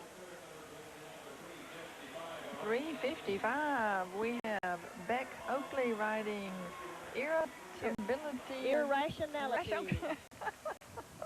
I didn't get that first time. That's really hard to see. It really is. It is. Now, see, I told everybody that it wasn't that I needed glasses or anything. It was number 74 is OlympicSpirit.com Kyle Winners Award. That is 4th place. 327 is 5th place. That's Shelley Bridges up on George Walker Push. Yeah, I like out that. Of Pikeville, Tennessee. I like that George Walker Push. We're going to have our victory ride here in a minute. Here we go. Nope, I think that's the victory. Number 5 is going to be our victory ride Olympic Gentleman, Chris Wittenberg. Odell Wittenberg is the owner out of Crossville. We will see if we can get him up here to, oh, we've got another grandchild, I bet. Okay, the grandchild's getting the victory passes tonight. These grandparents are putting their grandchild proud of their horses. Yes, they are. And we're going to go to the winner of our last class here. We've got Randy Adams. If we can turn around here, and Randy can interview the winner of our Open Western Pleasure class. That was a class. He's just about ready, standing here, and we can just get the camera on him. He'll be interviewing Miss Lori Puckett. Lori Puckett, okay. We got a light on now. We're getting close. So here we go. We've got Randy Adams. Take it away, Randy. Western Pleasure class, the Open Western Pleasure. One of my favorite cowgirls, Miss Lori Puckett. Lori, congratulations. Thank you very much. Now, you were riding Coosa's Mister. Tell us a little bit about your horse. It's a horse that I've had on since he was 2.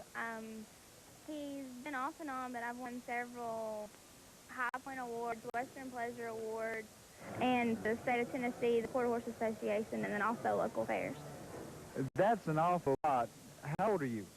20. How long have you been showing? Since I was about 3. I started in lead one when I was 3.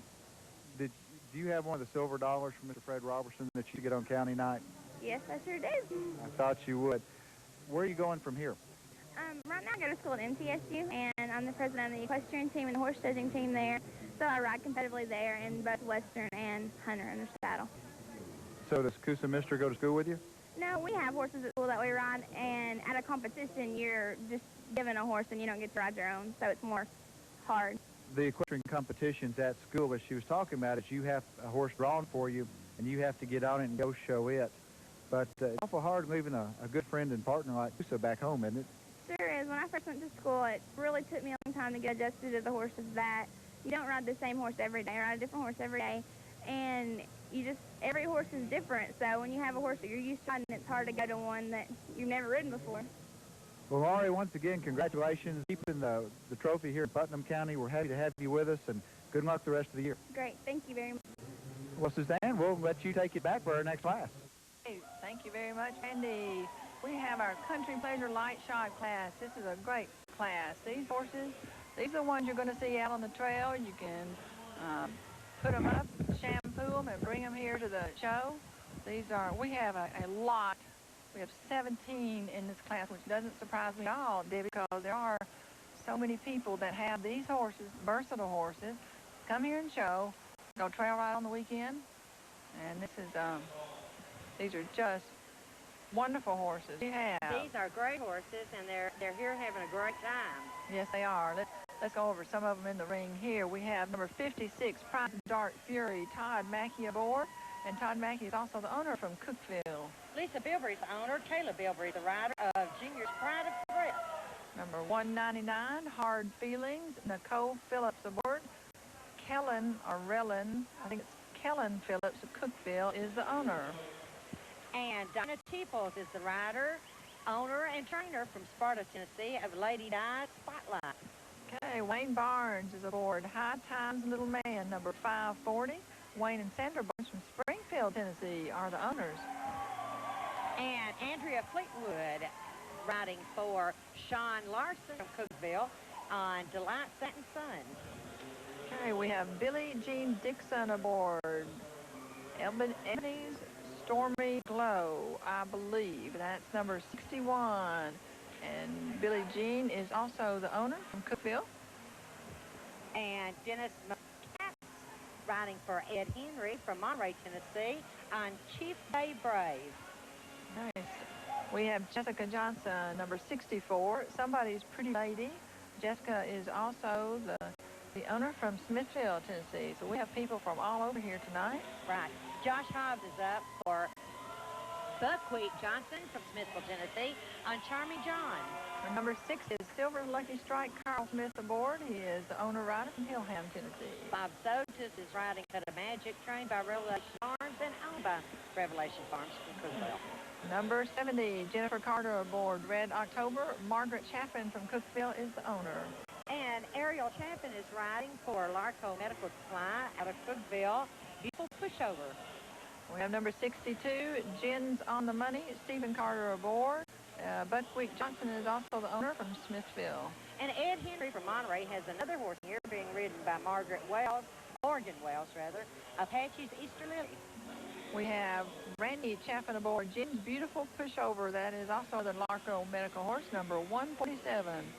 Now, this is the Country Pleasure light shod horse. Right. And that means that this shoe on both the front and the rear hooves can be no wider than 3/4 inch and no thicker than 3/8 of an inch, with the exception of the caulk. So you can see how little that shoe would be, how thin it is and how light it is. So it just provides protection to these hooves for them to be riding. All right, you can see from their action that they do have the lighter shoe on. They're not picking their feet up that much in front. Not quite as animated, I guess you would say. Right. I mean, you can just see these horses going down the trail like this. They're just... Right. Now, the judge is looking and wanting to be sure that these horses are performing the 4-beat gait that's typical of the walking horse, and that it's in a relaxed fashion. But the horse has got to be alert and have a willing attitude to go with it. And any tendency to pace, rack, or trot will be penalized in this class, or any walking horse class for that matter. But in this class, there's such an easy way of going that it's easy for a horse to fall back in and pace, or maybe even rack. So that really does hurt them in this class. The light shod horse will display pleasure qualities necessary for road and trail riding. They've got to have good manners. They've got to be responsive. They've got to be manful. You have to be able to use them with a real light rein. And see, you can see that typical with this girl here.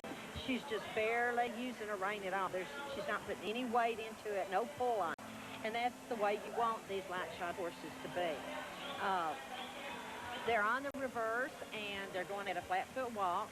Oh, I like this horse right here. Look at that little head nod. I like that. Very pretty. That's number 183. That's Andrea Fleetwood, the Light Satin Sun. Oh, this looks very nice up there. She's got her pretty chaps on, got the silver on her horse. Now, on a trail horse, Suzanne, if I'm understanding this right, you don't want a lot of animation and action on a trail horse, where on this, where they're showing these for country pleasure, you do. You do want to see some head motion and the animation in their overstride. But with a trail horse, you're right, you really don't want that overstride. No, you wouldn't. No, we don't want them to spend too much time picking those feet and doing all those things on the trail. They need to watch where those feet are going. Right. Stepping over those rocks. Oh, and number 199 there in silver. She's a pretty lady. Nicole Phillips, hard Phillips. They've always got good horses in these light shod classes. And they always have big classes. And again, that's because the everyday person like me can own one of these horses and come show at the Putnam County Fair, or they're just so versatile. It's well, and see, you can have so many classes for the light shod. You've got the light shod pleasure specialty, light shod pleasure championship, light shod western pleasure, owner amateur, lady class, gentleman class, youth class, 2-year-old class, 3-year-old, 4-year-old. Goodness So, gracious. you know, if you had a 4-year-old, say, you could come back in and show it in the 4-year-old class, the youth class, the gentleman's class, the ladies class, the western pleasure class, just so it, you know, and this is what we've seen here at the fair. Yeah, well, these are really pretty. And people, you notice, they're dressed different attire. We've got some Western people here with the Western tack and clothes, and then we have the ones riding those slick flat saddles in the English attire. Right, and usually you expect the riders in these places to be in English attire unless it's specified for Western equipment. And in that case, then they have to reflect what would be suitable for a Western working horse and exhibit the qualities that would be suitable for ranch work.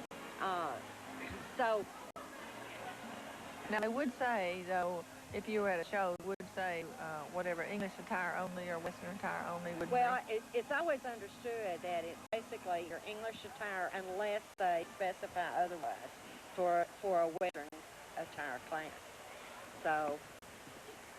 Okay, now we got lined up here.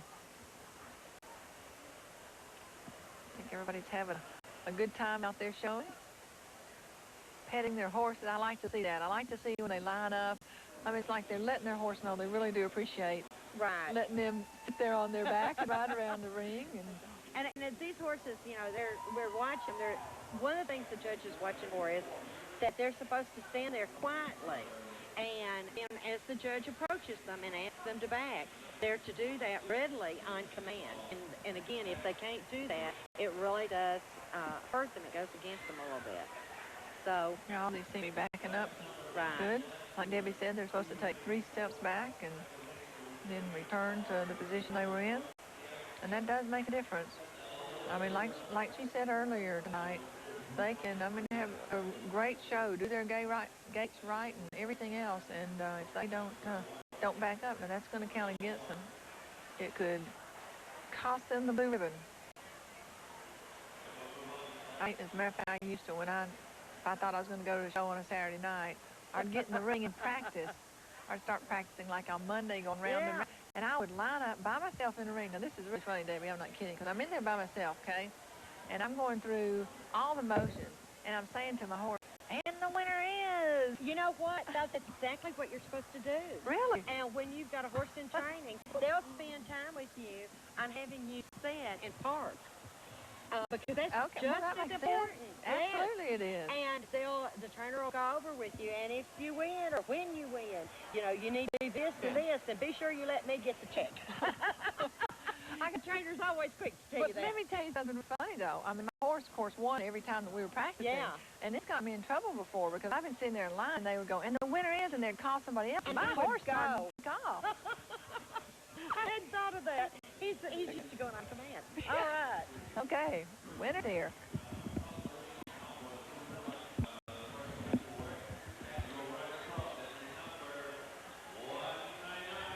$199. Oh, that's that pretty Nicole Phillips. Very good. Made a good show. She was so nice. Nicole's on Hard Feelings, riding for Ray Ellen Phillips. That family's had a lot of good horses, champion horses. Okay, there she goes. Number 60, Silver's Lucky Strike. That's Carl Smith aboard. He got the 2nd place award. Beautiful gray horse. Beautiful. I like a gray horse.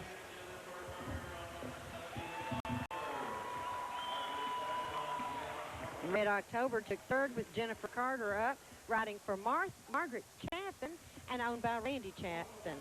Trained by Ralph Chapin here in Cookville. Okay, beautiful pushover, 224, takes the 4th place award. That's Ariel Chaffin, that's Larco Medical. Ariel Chaffin, 4th place award.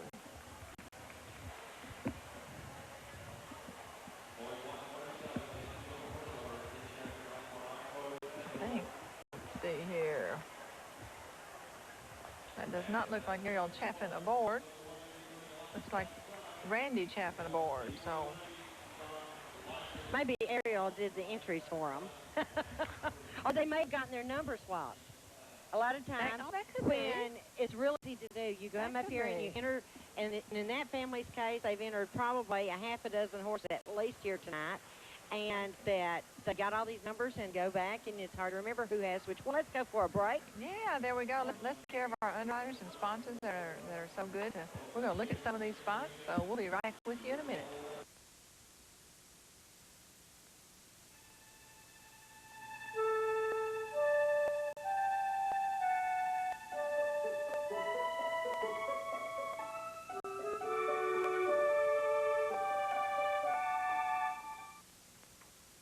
Hi, I'm Heidi McWilliams, Williams Realty and Auction Company in Cookville, Tennessee. We are proud to sponsor the Putnam County Fair on WCTE-TV. McWilliams Realty and Auction has been selling the Upper Cumberland for over 26 years. Through open market sales and at auction, McWilliams Realty and Auction sells your property at top market value. Concentrating on personal one-on-one service, you will find a professional and friendly associate helping you every step of the way. This broadcast is brought to you in part by McGugan Oil Company, 114 Church Street in Allgood, distributors of Shell Oil products in locations throughout the Upper Cumberland area. McGugan Oil Company, Family owned since 1948, it's proud to support WCCE Public Television. Okay, we're back here at the Putnam County Fair, live coverage. We're getting ready for the limited performance class, which is one I've never heard of. Debbie, I don't know if you are familiar with limited performance. I'm not familiar with it either, and I'm looking in the rule book. She's looking in the rule book. So if anybody says that we don't know what's right and wrong, we're looking at the rule book here. So, a lady did tell me these are walking horses any age. They are allowed 1-inch pads with the chains on the front, which also gives them a little more action fun. They're going to be picking and reaching their feet up even more with that little extra weight of the chain. So anyway, we're trying to get this watered down. We've got a truck going around the ring here. And now in Shelbyville, at the very last night, right before the World Grand Championship class, they always will come in and the announcer will say, "Are you ready for what next?" Oh, really? And, oh, everybody goes crazy. Yeah. And so then that John Deere tractor comes in to clean the arena. And it's always a That's big pretty joke. funny. Yeah. Are you ready for what's next? So okay, this is our limited performance. So this is going to be an interesting class with a 1-inch pad and a chain. Right. And they can be any age, but I'm guessing that does a 1-inch pad, is that a lot of pad? Is that a little pad? It's really not. So these might be young horses. Right. These might be 3-year-old horses. But now you can have a big built-up pad on your 2-year-olds. So it depends on the horse. It depends on how the horse is coming along, I guess, and what would be comfortable for the horse to carry. Right. So we'll just have to take a look at this as they come in and see if it's going to be interesting. We might want to write something in this rule book and start a page here.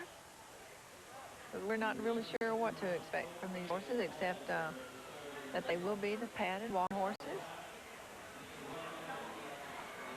And they are really watering down this ring, so that's good. It does get pretty dusty in here. It's a beautiful evening here tonight. We've got a real nice crowd. We were talking about the attire that these exhibitors wear, and the tradition of the show ring is that the riders, drivers, and handlers all be in the correct attire, and the correct attire is the English riding habit, the saddle suit. And they are allowed to have spurs, but they have to be the English spurs, that are smaller and a little more refined, and you hardly see it at all. Oh, okay. A lot different than the Western. The Western spurs, can be real big. They look like a gear shaft. What about the whip? I noticed that some have whips, some don't. Yes, you can. And they don't use them. They just hold them. It's right. just. And so that doesn't matter at all. Can have the whip, and some people, a lady's not supposed to ride with a whip, but it just depends on the horse. And of course, it's better. And it looks better if you don't have to have a whip when you're riding and showing. Yeah. I think, actually, like I said, they're not using these crops or anything. It is strictly, sometimes you want a horse to know that you have a device that could be, give them a little pop or something. And a lot of times, if you're holding it, that horse can see it in the corner of his eye. That's all he needs. That's exactly right. And I've been told times, don't use this. Just barely tap him on the rear. Just let them know you have it. That's right. Just let them know. Every once in a while, just barely let him feel of it. But that's all. And that's all they need. And it's really fun because the minute you drop it, they know it. Wow. Yeah, I think I've been there. Yeah. They know it instantly. So we're getting ready for a really good class, and I'm not sure how many entries we have. Okay, that's what we need to find out here, don't we? This is class number 9, and we do have a good number in here. We have 7 horses. Okay. Trying to get all our paperwork in here. Everybody's taking advantage of this little breakdown right now to make sure their horses are clean. And, of course, when they came tonight, they had to trim all these horses and bathe them and polish their hooves. They put shoe polish on them. And they polish, take white shoe polish the girt. I mean, all that tack has to be so shiny and wow. look like new. So as they come in the ring, we've got Mary Tinch will be riding for Marshall Tinch and herself. They own this horse, Gambler's Magic Bump. Okay, and number 77 will be Randall Phillips on Clean Slate. That's with a K, Clean Slate. Robbie Phillips from Cookville is the owner. Wayne and Sandra Barnes from Springfield, Tennessee, own the KGB, and Wayne is riding the KGB. Number 702, Kevin Green aboard Olympic Black Satin. Kevin and Wanda Green from Cookville are the owners. Greg Pippin is the owner, and Kyle Bush is the rider for Just Clementine. Number 594, Michael Burton, Proud Symbol by Pusher. Oh, that's a good name. Revelation Farms in Cookville is the owner. And Ray Jefferson's riding for Larco Medical Supply, Bustin through Kentucky. That's cute. Yeah. That's cute. So we've got them on the rail. It's going at a flat foot walk. And our organist, Main Neighbors, I think it's taking a little break on them. And, you know, it does take away from the show. It takes away from the riders. The riders kind of depend on that music because the tempo of the music helps them know sometimes in advance when they're actually changing gait. Yes. So it's really kind of interesting. I think we need to tell Wayne he's not allowed any more breaks. No more breaks. And if he was up there on stage, I think Debbie probably would tell him you're not. I would. And again, all of these riders sit in this class because this is truly a Tennessee walking horse class. They all have the English riding habit. They all have the riding boots. Their pants all have the tie-downs or underpasses, either that you want to call it. And but ladies, now their tails, they do not have the tail set. No, they don't have the cut tails. And the gloves for ladies is optional. Hats, Homburg, a top hat, a derby, a snap brim, or even helmets permitted. But definitely for men, hats are encouraged. It's and you know what? I just, it's personal preference. I like a hat on anybody. Yeah. On a lady and on a man. I just think that it completes the package. It does, but years ago when I was little and first showing, that was just unheard of. You just didn't wear a hat. Really? And ladies always wore their hair, most of the time you wore your hair up in a bun to keep it from getting in your face, I guess. But that was just for the walking horses. But when they went to the hat, the ladies. Well, I guess something that always did, I don't know, just a little thing that bugged me is when I would see, especially women riders with long hair, and the hair was just flopping around, and they didn't have a hat on, and it just took away. It was hard to look at the horse. It really is, and the exhibitor's hair is supposed to be neat and well-groomed, and they're supposed to be styled so that the number can be easily seen on the rider's back, and so it really is annoying to a judge. So if you're close, you know, if he's close to tying you first, and he's looking at somebody else that he's thinking maybe and annoyed with you, it's not going to help you any. It's not going to help. No. I've seen Wayne Neighbors is shooting back out there trying to get them a little music before the class is over with. Now, they're on the reverse, and they're going at a flat foot walk. And actually, they're going at a running walk. And we're looking at Mary Tinch, who's doing a really good job. And she showed Thursday night. I believe she tied second Thursday. We had Marshall, her husband, up here interviewing him. He and won her one of the son, classes. Doug Garrison, and her granddaughter, Lisa Garrison. Yeah. So the whole family was involved. Yeah. Well, now that family's all been involved in walking horses for many years. Okay, let's see that number 594 there. These, by looking at these horses, you know, it's really hard. I can't tell if they're young horses or we might have all ages in here. There's a beautiful black horse. We have all age riders here. This is a really interesting class. It's a new division that I haven't been that aware of. Again, they are only permitted to have 1-inch pads. They are permitted to have the chain, but no cut tail set. No cut tails. And I was looking to see if everybody in here does have chains. I haven't really paid any attention. I don't see chains. I guess it's not on these that I'm looking at here. Now, the judges asked for them to come in and line up on the north side, but if you'll notice, all these horses made it a point to stay on the south side until they waited, and each one wants to be the last one to come in, and they want to cross in front of the judge just as hard as they can. That's what I was talking about, that last impression. But, yeah. So that if the judge is, you know, if he hasn't seen them or if he's close to making a decision between them and somebody else, then they're getting one last chance. Place me, place me. In between. Okay, let's see here. We do have a winner that we're going to get to talk to in class number 7, 4-year-old walking. We are going to wait until we get this class tied. And I believe that's Chris Wittenberg that we're going to be talking to. Randy Adams or Lana 1 will be interviewing them. We'll get this limited performance class tied, and then we'll go to Randy. We've sure had some great horses here tonight.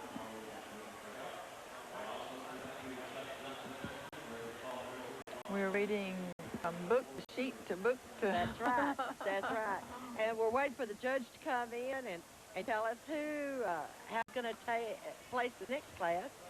And I mean, this class, our next class is the Amateur Show Pleasure Specialty class. Now, there are, I've noticed a lot of specialty classes. Well, it makes me think, why don't they just say canter in the other one, since there are many more classes where they don't canter? How many times do you see them canter? See, used to, it was unheard of to have a class that you didn't canter in, with the exception of 2-year-olds.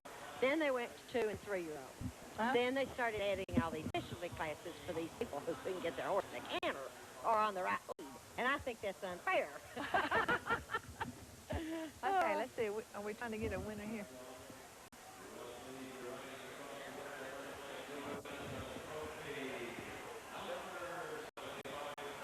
Number 75, Kyle Bush, Just Clementine, is the blue ribbon winner. Oh, Kyle does a great job riding. He's a good young rider, and he really loves this sport. He really does. Oh, that's great. That's great. And his mother has worked so hard to make sure that he has gotten to go to the shows and go ride horses and do things, because often his dad and his brother will be out, I think, at motorcycle races or something. Yeah. Our second place winner is Mary Tinch on Gamber's Magic Bum, and Mary does a great job, and like you said, the whole family is very supportive of the fair. And our third place, proud symbol by Pusher, I believe, number 594.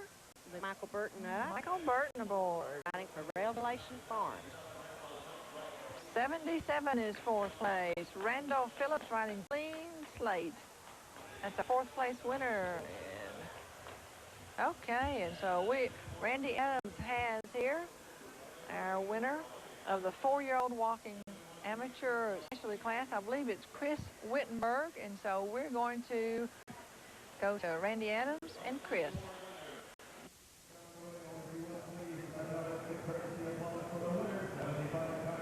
And I'm standing here with a winner of the 4-year-old amateur class, Chris Wittenberg of Crossville, Tennessee. Chris, congratulations. Thanks very much. Now, you were riding Olympic Gentleman. Tell us a little bit about your partner this evening. Well, he's a 4-year-old stallion. We started him when he was a yearling, and we've showed him 2 and a 3-year-old, and we've done pretty good for him. We've won several blues throughout Middle Tennessee. He doesn't get beat too many times. Well, he had a real consistent ride tonight. How did you feel your ride was going when you were ring? He's a pretty good rider. You know, a lot of times you know whether you're going to win or you're going to lose, and I felt like he was good enough to win, and of course he did. Well, apparently our judge agreed with you tonight. Now, you're from Crossville, Tennessee. Where are you going from here? Of course, the celebration's coming up. We'll probably bypass it. Then the next show we'll show him will probably at the White County Fair in Sparta. That's coming up in about 2 weeks, isn't it? I think so. I don't know. I'm not sure of the specific date. But... Chris, once again, congratulations. Glad you're taking it back. You're finished for the evening? Yeah, I'm finished for the evening. We're going to go enjoy the Putnam County Fair. Well, we're glad you came to be with us. Congratulations once again to you, Olympic Gentlemen, for a great ride. Thanks.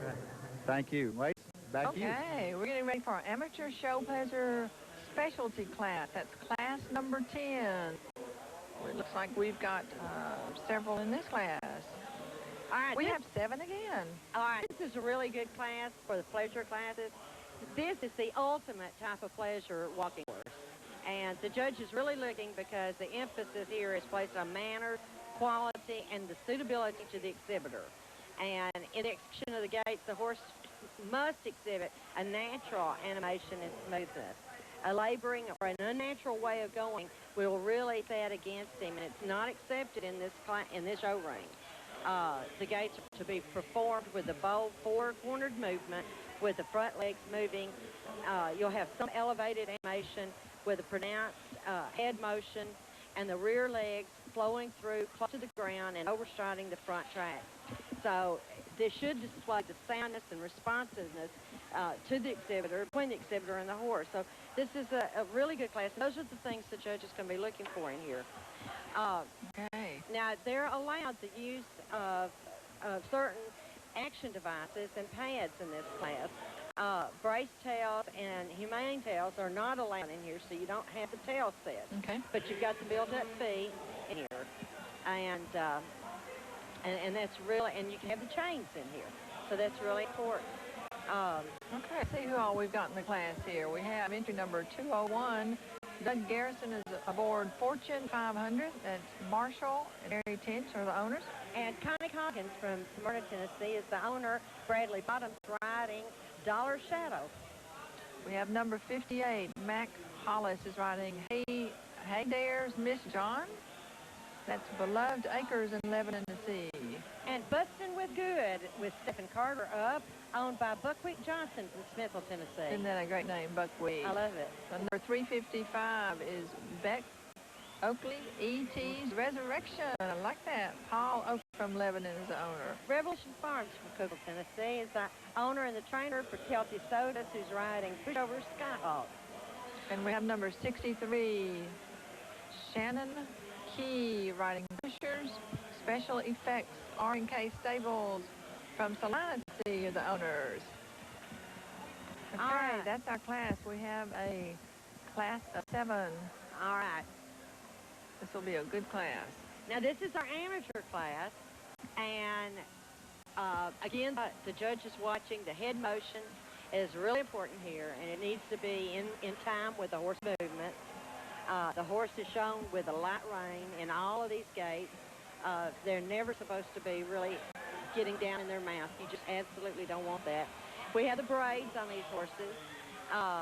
The rhinestone or sequin brows or cabestons are not prohibited in this class. So we don't want anything real flashy in here. The curb chains or straps have to be flat against the jaw. They need to be at least a ½ inch wide so they don't cut into the horse's jaw. So the English tack is a must in this class. It's mandatory. And a snap brim hat or derby is supposed to be worn. It's optional to the exhibitor, but they really prefer that he have the hat. And they really don't want anything real flashy in here. See how nice and conservative this lady's dress. Right. And really all of our riders in this class are doing a great job. That was number 355 we saw, and that was Beck Oakley, right? E.T.'s Resurrection. That's Doug Garrison we're watching come around the ring on Future 500. Oh, who's this young lady? Look here. Okay, now that's... number 644. Kelsoda. I think so. Riding Pushover Skyhawk. She's doing a great job. Look at there. We saw her Thursday night, and she won first place. I remember interviewing her. Yes. She was really cute. Yes. And they're on the reverse, going at a running walk, doing a really great job.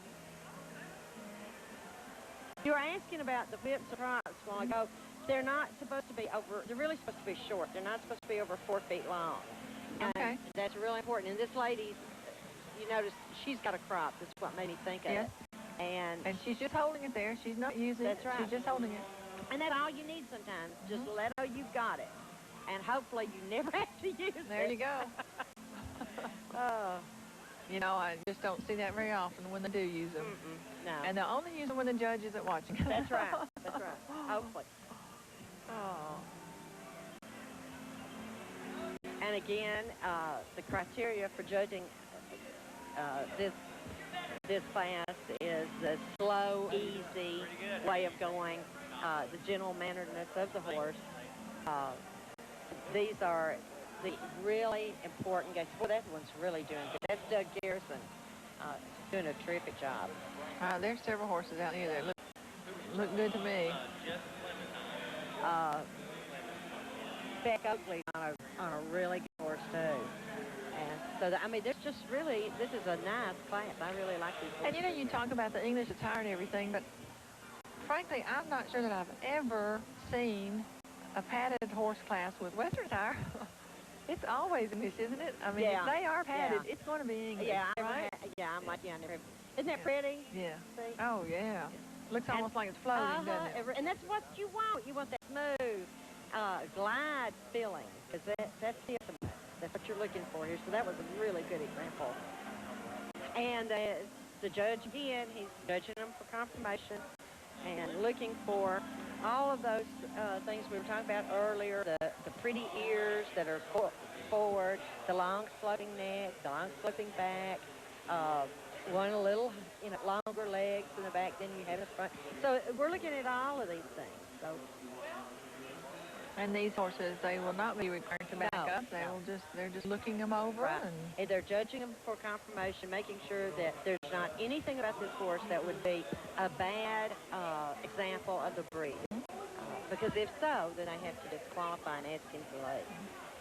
And I have seen that happen. Yeah. They've asked him to leave, and they will just get out of the lineup and open the gate, and they're gone. So you have your ducks in a row that you're going to show. We've got an interview coming up here in a minute. That's right. We have Kyle Bush waiting here with Randy Adams. He won the limited performance class. And as soon as we get these horses tied up in this class, we're about to... Becky's over here with French fries. I want my cotton candy. I want my canned apple. I went down to the general store to get fried pies, and they were sold out. Gone.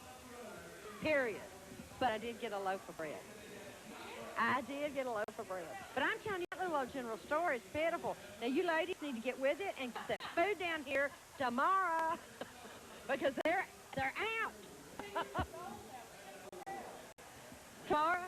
Oh, I know. Tonight was a big crowd. Y'all really need up, ladies, by not having your food down here. Who is this person next to me? I don't know this person. Well, I just want to make sure that they benefit. They get to sell everything they want to sell because they missed a great market tonight. Okay, who we got here? Revelations. E.T.'s Resurrection, number 355. Beck Oakley was the winner. And that was one we commented about. That's right. We thought was doing an exceptionally good job. And we also commented on her attire. Everything about her presentation tonight looked really, really good. She did a great job. Couldn't hear who the second one was. Our second place was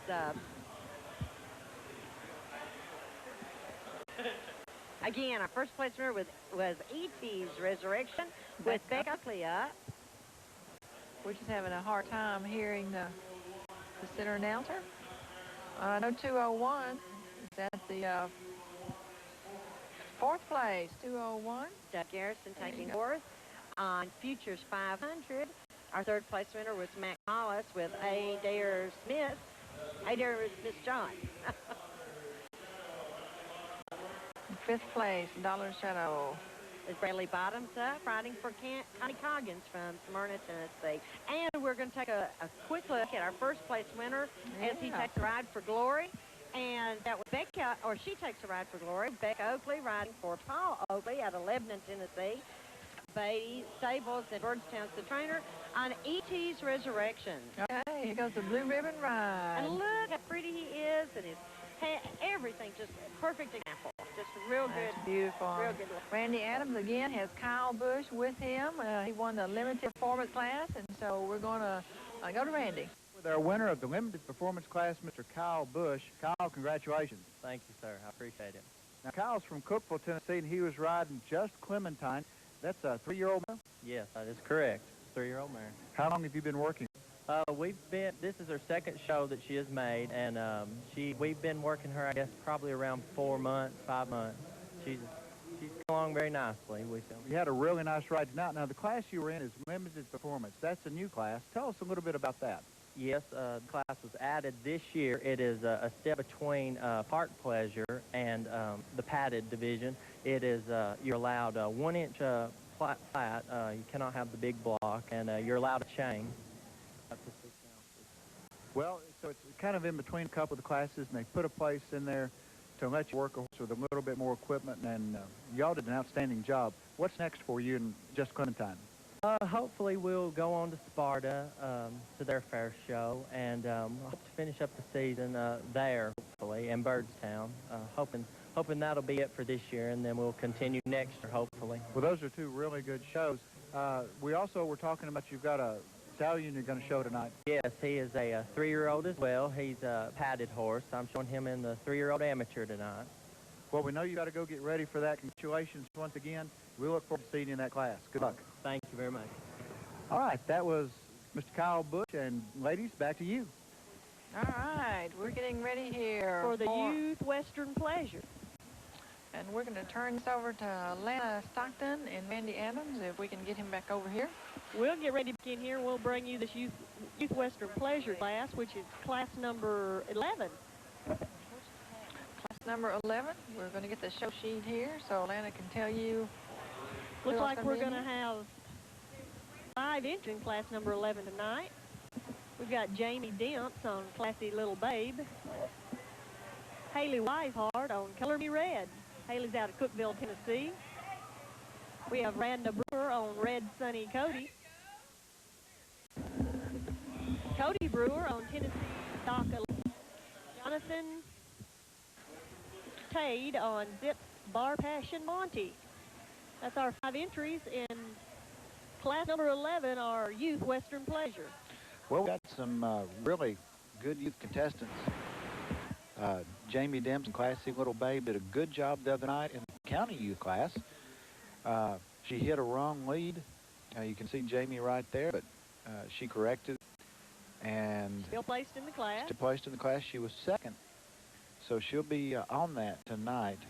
Color Me Red with Haley Wisehart. We've got Randa Brewer, Cody Brewer, and Jonathan Tate. So we've got some good competitors. Rickman, Hempstead, Kentucky, Cookville, Tennessee. Clark Range. Clark Range is scratched, looks like. And looks like they couldn't be with us. So we've got 5 good competitors here. Looks like the judge has them on the rail. At a walk. Cody Brewer. Asking for a jog. Very nice transition. Cody's got a good ride started. I believe that is Jonathan Tate. That's Jonathan Tate. Yeah. Well, Jonathan's got a good ride started. He rode also in the Open Western Pleasure. He did. There you see Jamie again. Classy Little Babe. This mare's been in the pleasure ring a lot. She knows her stuff. She sure does. And this competitor, although she's young, is a well-experienced rider and an excellent hand. And what we mean when we say a hand means that she's a good person. Yes. That's Western slang for darn you're good on a horse. You bet. Now the judge is looking for the same thing that he's looking for in the Open. The age of the horse could be anywhere from a young horse to an older horse, but the competitor is the youth, not the horse. Correct. As opposed to when you see a junior class in quarter horses or in the walking classes where we have the 3-year-old, 4-year-old, etc. This is the age of the rider. There's Cody Brewer on the paint horse, and that's his little sister ran in front of him on the other paint. Well, they've asked for a lope, and they made the transition light. You can see the horses reaching first with their inside leg. That means they're on the correct lead. All 3 horses in the frame there are on correct lead. That's a good shot of 3 good showmen right there. You're talking about some hands. There's 3 hands right there in that photo. They could cowboy with the best. They sure can, and they do. I saw that little Brewer boy ride a mechanical bull the other day on the high setting. Rode it glued to him, rode it halfway without any hands. I was very impressed. Yeah, very impressed. He's one of our junior rodeo kids and does a real good job. Middle Tennessee Junior Rodeo Association, they're going to have a rodeo this coming Friday, the 13th, at Triple W Arena. And we got that coming up. We've got a mule show here on the fair tomorrow night, tomorrow afternoon at the fairgrounds, the Western Mule Show. 3 o'clock. 3 o'clock. Judge has got them loading again. And we got a really good ring of riders in here tonight. Everybody's getting correct leads. They're working the rail, staying up against the fence, which is another thing the judge looks for. Some good low little horses in the ring. To the advantage of the judge, she's got 3 of them bunched up over there, so that helps. That tends to happen in a youth class, Randy.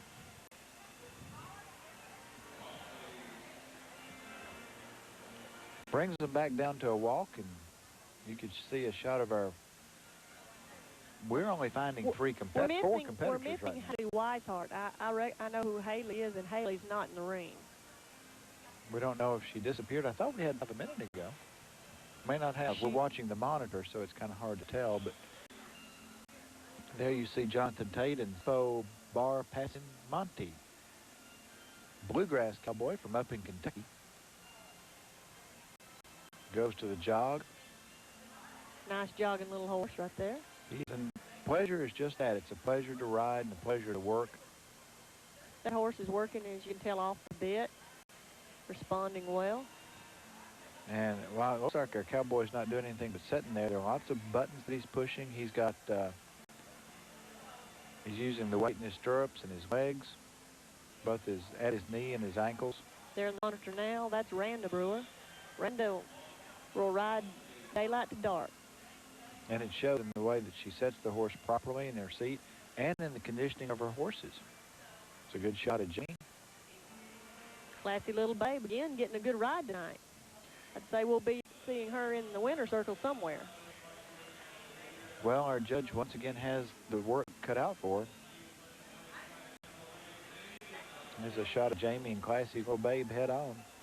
Looks like they're going to line up in front of the South Grandstand. Looks like Miss Holly, our fairest of the fairs, having a little trouble walking across, but she's doing a fine job of that. High heels and horse show rings just don't go together. Well, those high heels, Randy, I'm not in them a lot. In grass, they tend to just plunge right down in there. Not fun. I don't see how you move around in those things at all. If God had wanted your feet jacked up, he'd have put you on a higher platform to begin with. You know what I thought? I thought if he wanted us to wear those shoes, our feet would look like Barbies. That's right. Her feet are well adapted to high heels. Yeah, they're kind of pointed at the toes.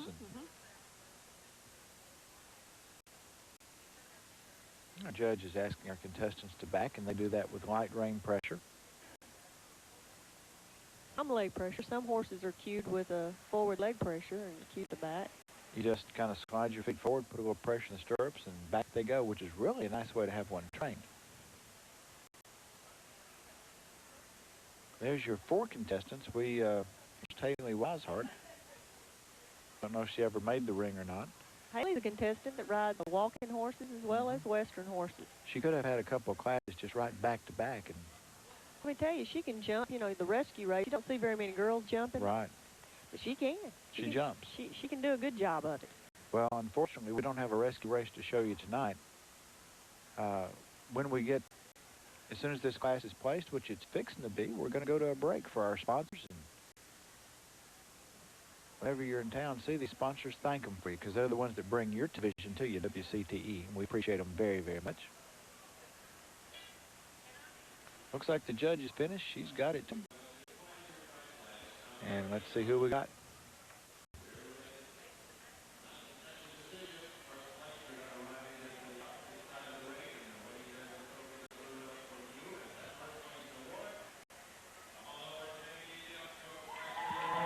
Jamie Dempson, classy little babe, is your winner. Classy little babes brought into the blue ribbon tonight. That's a good team right there. The owner of that horse is Miss Kim Maxwell. She showed him an open pleasure.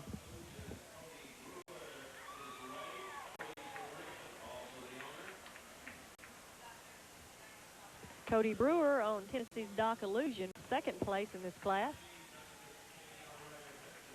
3rd class is going to go to Jonathan Tate on Zippo's Bar Passamonte.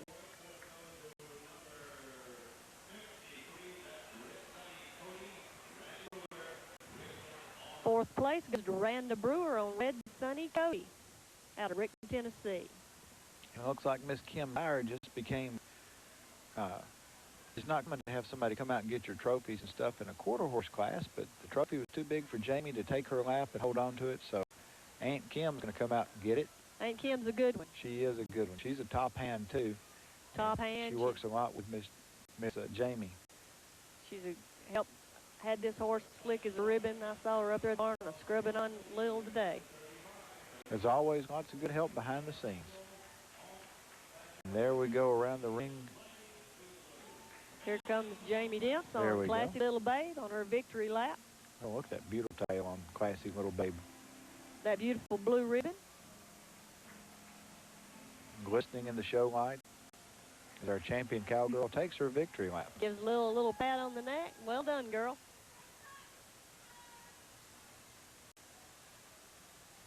And we'll get her that smiling young face up here for you in just a few minutes to interview.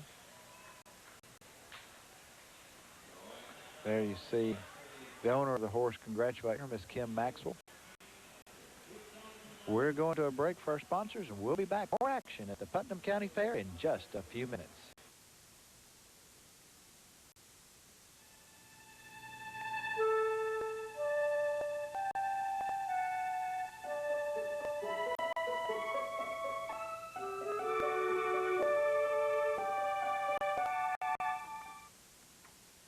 Hi, I'm Heidi McWilliams, McWilliams Realty and Auction Company, Cookville, Tennessee. We are proud to sponsor the Putnam County Fair on WGTE-TV. McWilliams Realty and Auction has been selling the Upper Cumberland for over 26 years. Through open market sales and at auction, McWilliams Realty and Auction sells your property at top market value. Concentrating on personal one-on-one service, you'll find a professional and friendly associate helping you every step of the way. This broadcast is brought to you in part by McGugan Oil Company, 114 Church Street in Allgood. Distributors of Shell Oil products in locations throughout the Upper Cumberland area. McGugan Oil Company, family owned since 1948, is proud to support WCTE Public Television.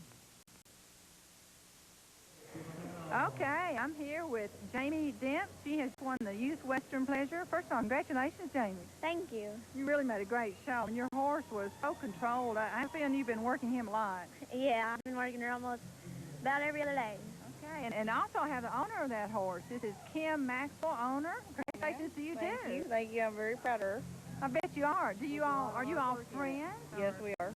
Okay, is this the only horse that you show, or? This one is. I have other colts in the barn, but she's the one that we show. We got others coming up in the ranks, but this one right here is the one that we show. Okay, very good. Are you going to be showing any more tonight? No, this is my last class. Okay, we really did a fantastic job, and thank you so much for coming up here and visiting with me. Thank you. Okay, Thank you. Thank you. Back to them. Well, let's get back to class. Hi, we're them.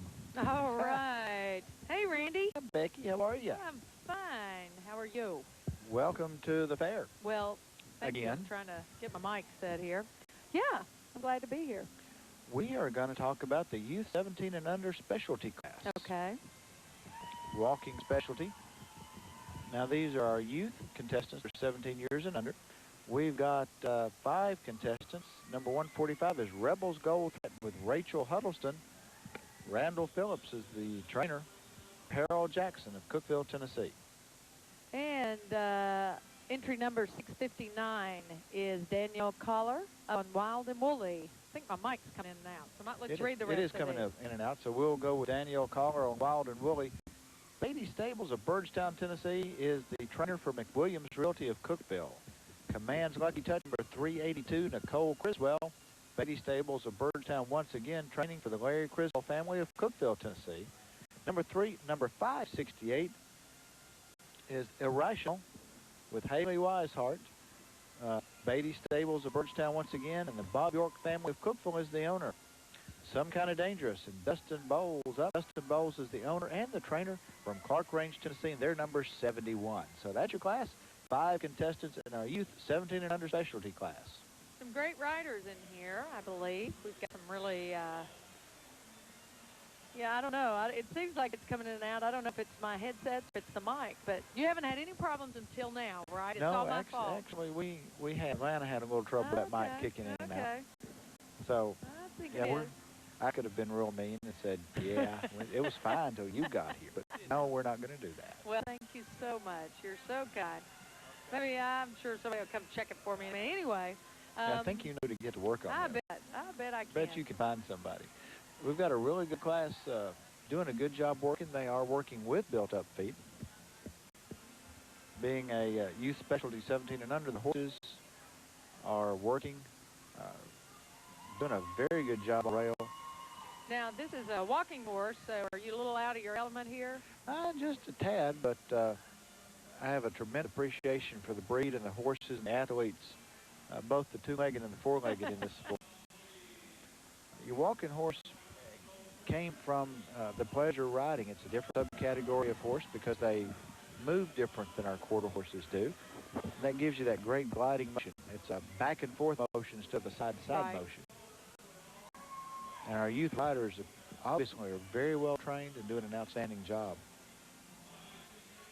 A great job, I would say. I think it's out. It just kind of keeps coming in and out. But anyway, I'll just let you talk. Well, we don't know if they're hearing you or not, so everybody at home that can hear Becky, raise their hands so we'll know. Okay, they're cheering. Maybe that means something. There we go.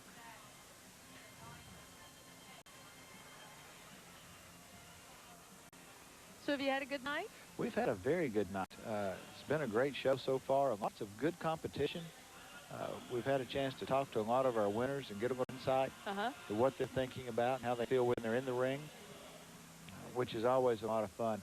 Winners like what winners do, and winners like to hang around winners, so they're a lot of fun to interview. Right. And we try to get them right out of the ring for you, so they're excited when you get them up here. Heidi McWilliams was up here earlier, and she was a lot of fun. She was just so excited, and I love Heidi. I missed that. I love she her. She was real excited. Now our judge has asked them to come. They're going to be facing the north grandstand. And, yep, right there. Right there's where they want them. Bring them in and park them. Our youth competitors did an outstanding job. It was this is going to be a tough class to judge, as it was in the Western youth class. Our judge for our walking classes is Mr. Steve Clark. And Steve has his work cut out for him. Now, are you familiar with him? No? Is he the gentleman from Arab, Alabama? I believe the judge for tonight is Steve from Clark of Arab, Alabama. Yeah. But since it's not quite football season, it's okay for an Alabama person to come up and visit with us. There you go. Our judges of all the disciplines, and again, being affiliated with the National Horse Show Commission, he judges all breeds and is quite fluent in all breeds, and has to go to school and recurrency training to keep up on everything, as well as a quarter horse judge. So they've got a lot of work to do. They just don't decide they want to be a judge tomorrow and walk into a ring like this one in Cookeville. A lot of these horses, as we've heard our competitors say, they're going on either to other fairs. Right. As they season their horses. Heidi's ready for celebration. Oh, and she's going there. She's ready to go. So, we've got a lot of excitement. This is a warm-up to the celebration for a lot of these horses. Right. Our quarter horses were kind of working the kinks out. And it looks like the judge has tied this class. That's our way of saying he's finished judging it.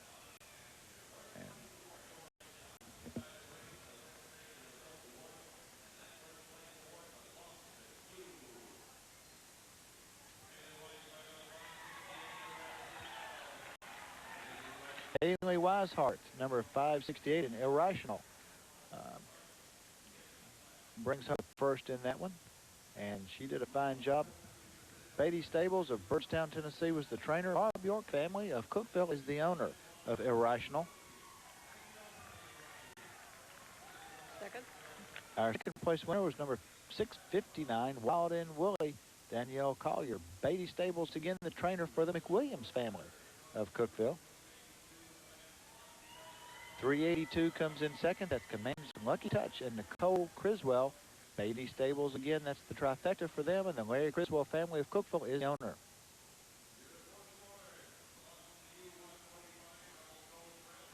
.45 comes in fourth. Rebels Gold Threat and Rachel Huddleston.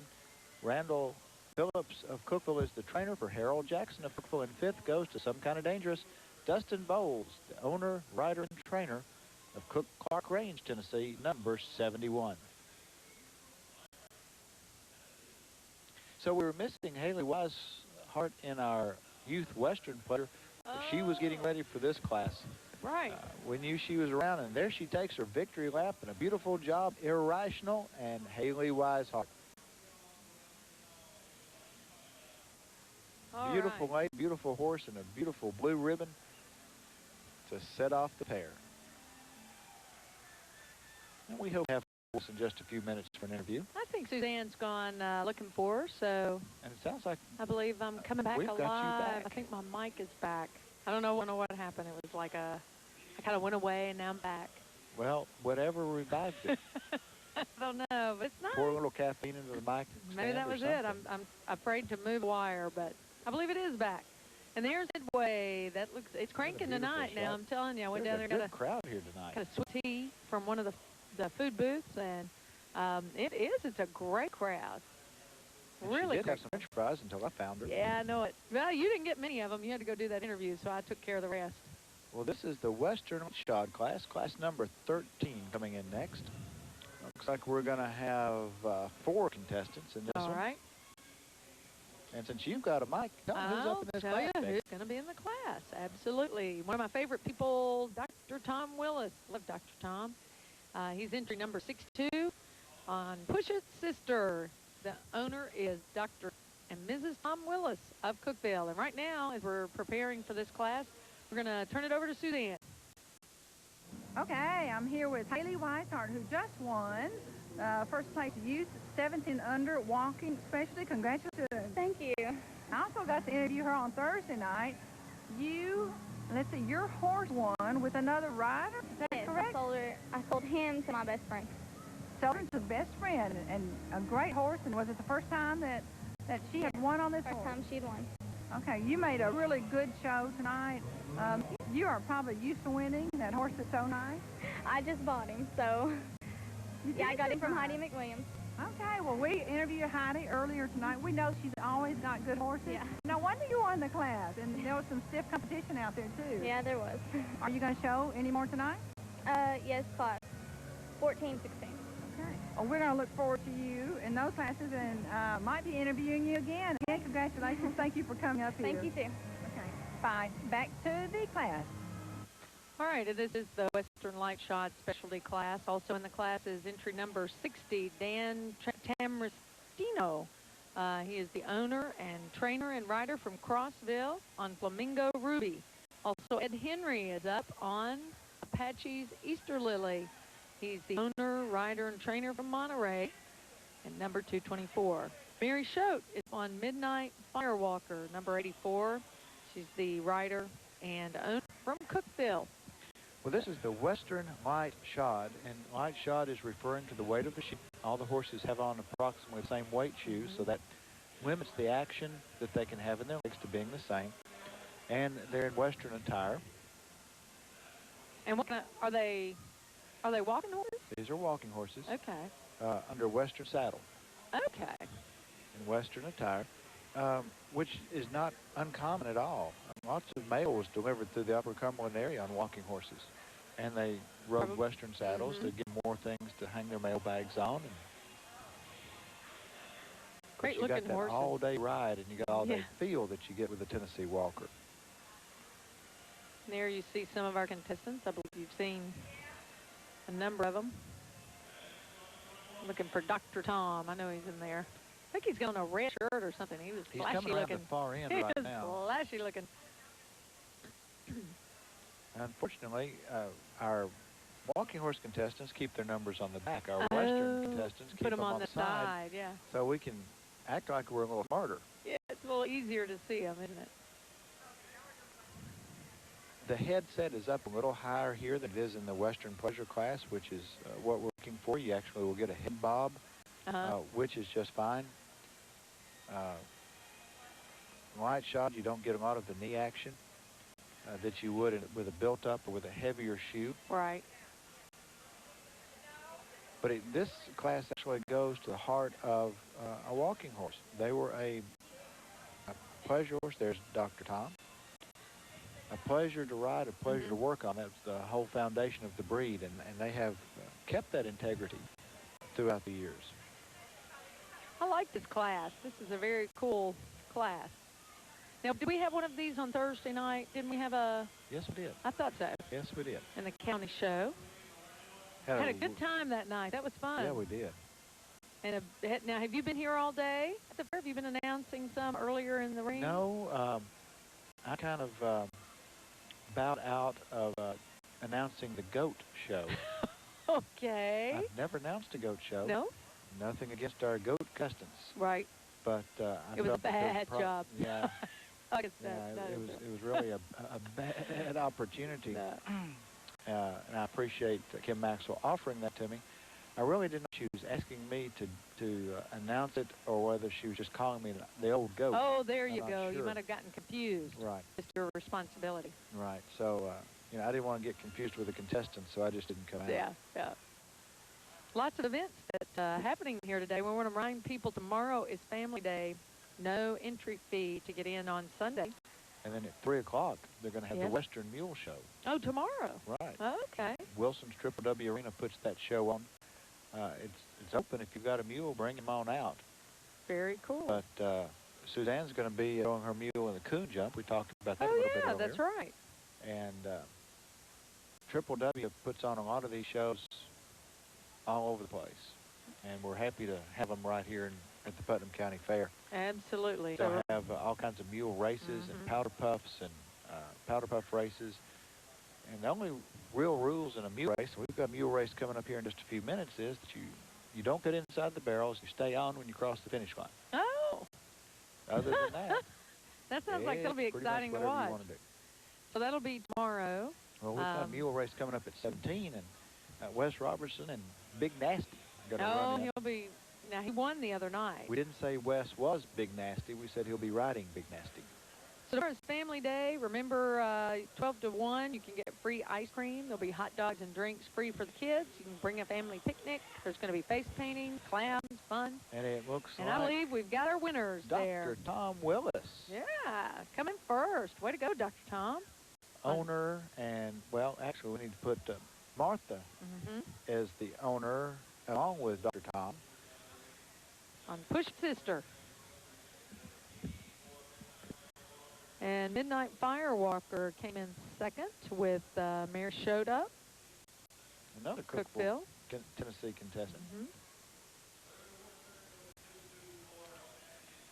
Third place is Patty's Easter Lily and Ed Henry. He's the owner from Monterey, Tennessee. Fourth place is Flamingo Ruby and Dan Tamstrentino of Crossville, Tennessee. And we apologize to Dan's family if we messed up his name. But, well, you did pretty well with it we there. We are equal opportunity mispronouncers. If we don't mess it up the first time, we'll get it before the night. At some point, that's right. But there you see Dr. Tom Willis taking his victory lap. And we want to congratulate him on that. You know, Tom and Martha have done so much when they worked with the equestrian team at Tech and helped them.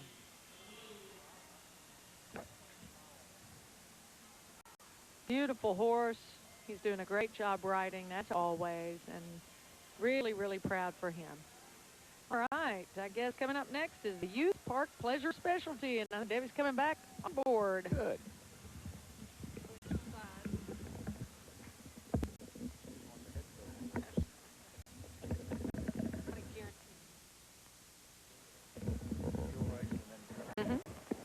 I'll get out here. Unless you need me for other things.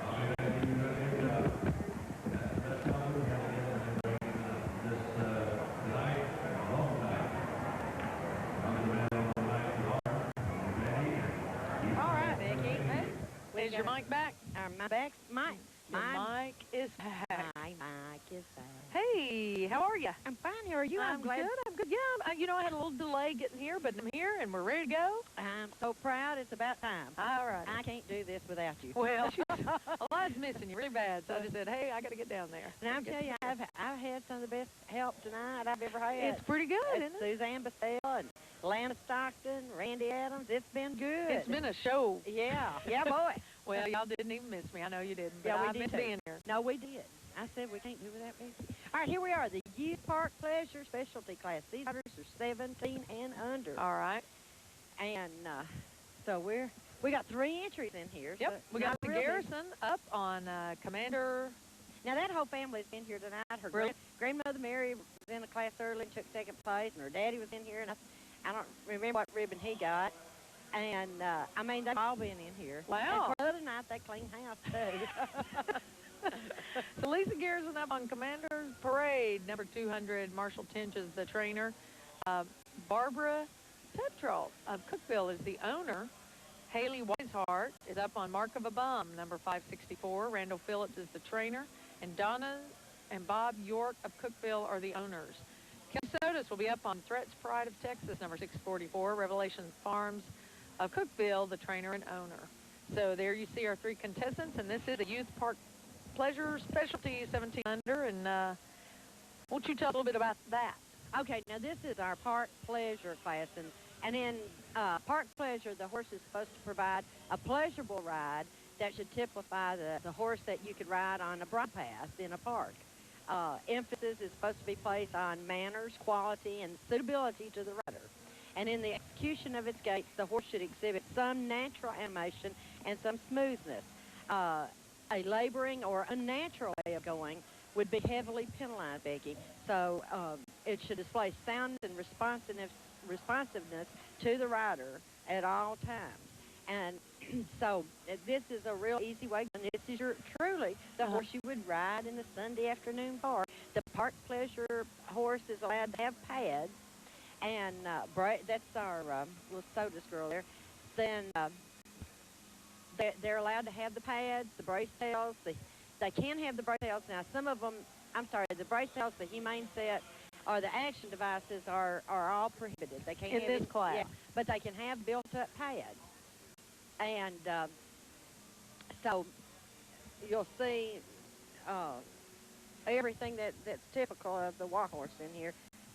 The high-performance horse, with the exception of the chains and the cut tail. And including dress, right? I mean, Right. we're back to That's an absolute must. English tack and attire are mandatory in these classes. Now, a snap brim hat or a derby is supposed to be worn, but it's at the option of the exhibitor, so it's not counted against them.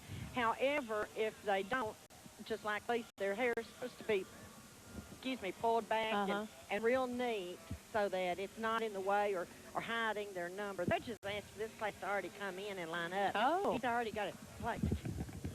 Now, one cut right across the front. The other 2 are coming on around, making their show. There you see, I believe that was Kelsey Sodas that just went past us there. And we did have an opportunity to speak with Kelsey the other night because she was a winner in the county show. We're on class number 14. We have 26 more to go, I believe. Coming up next is a youth walking, which 11 years and under. That means the riders are 11. 11 and under. Wow. And so this is always one of my favorite classes. I like to watch these kids. The little out young'uns. Oh yeah. They're out there on those great old big horses. It amazes me. Oh, I know. And it doesn't scare them at all. Nope. Not at all. So this has been a really good class. They've really done a good job. And you know, it's really hard to go in and show when it's not a full class. Right. Of course, And full class meaning what? Oh, 8, 10 horses, something like that.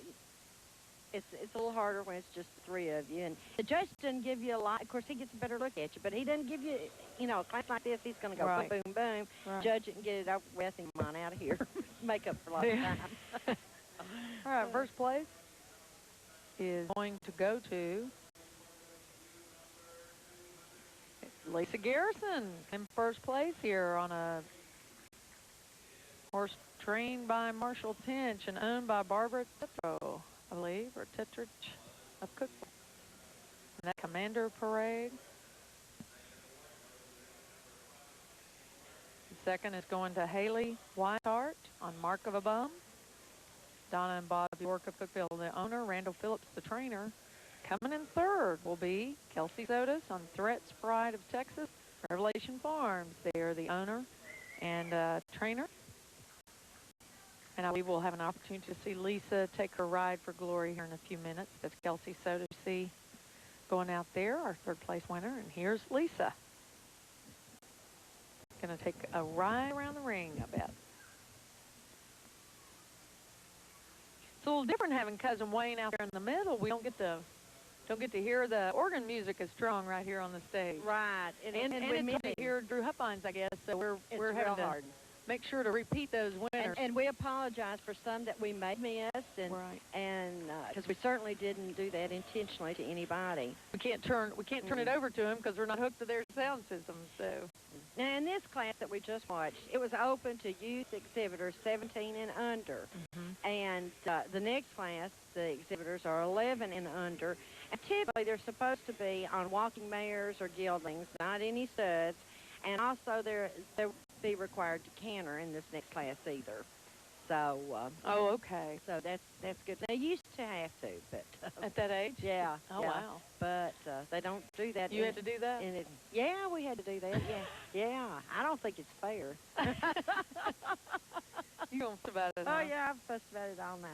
I've fussed about it all the time.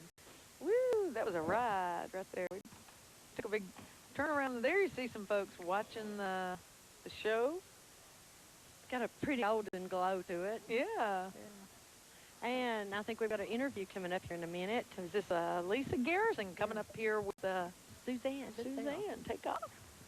Suzanne's done such a good job tonight. Okay, I'm here with Lisa Garrison, who just won the Youth Park Pleasure Specialty Class 17 and under, right? Yes, ma'am.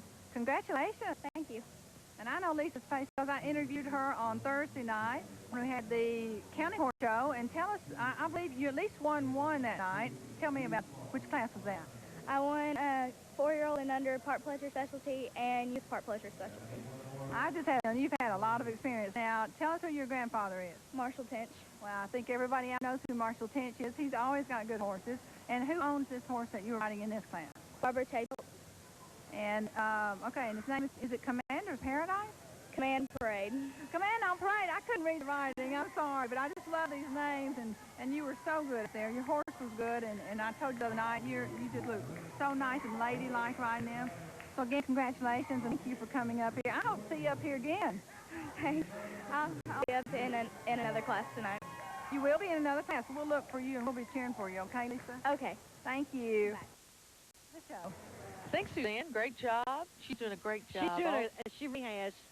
She's been such a help. I've really enjoyed Suzanne being here. Yeah, she's a tremendous asset to our staff, and we're thrilled. I'm thrilled that she's here.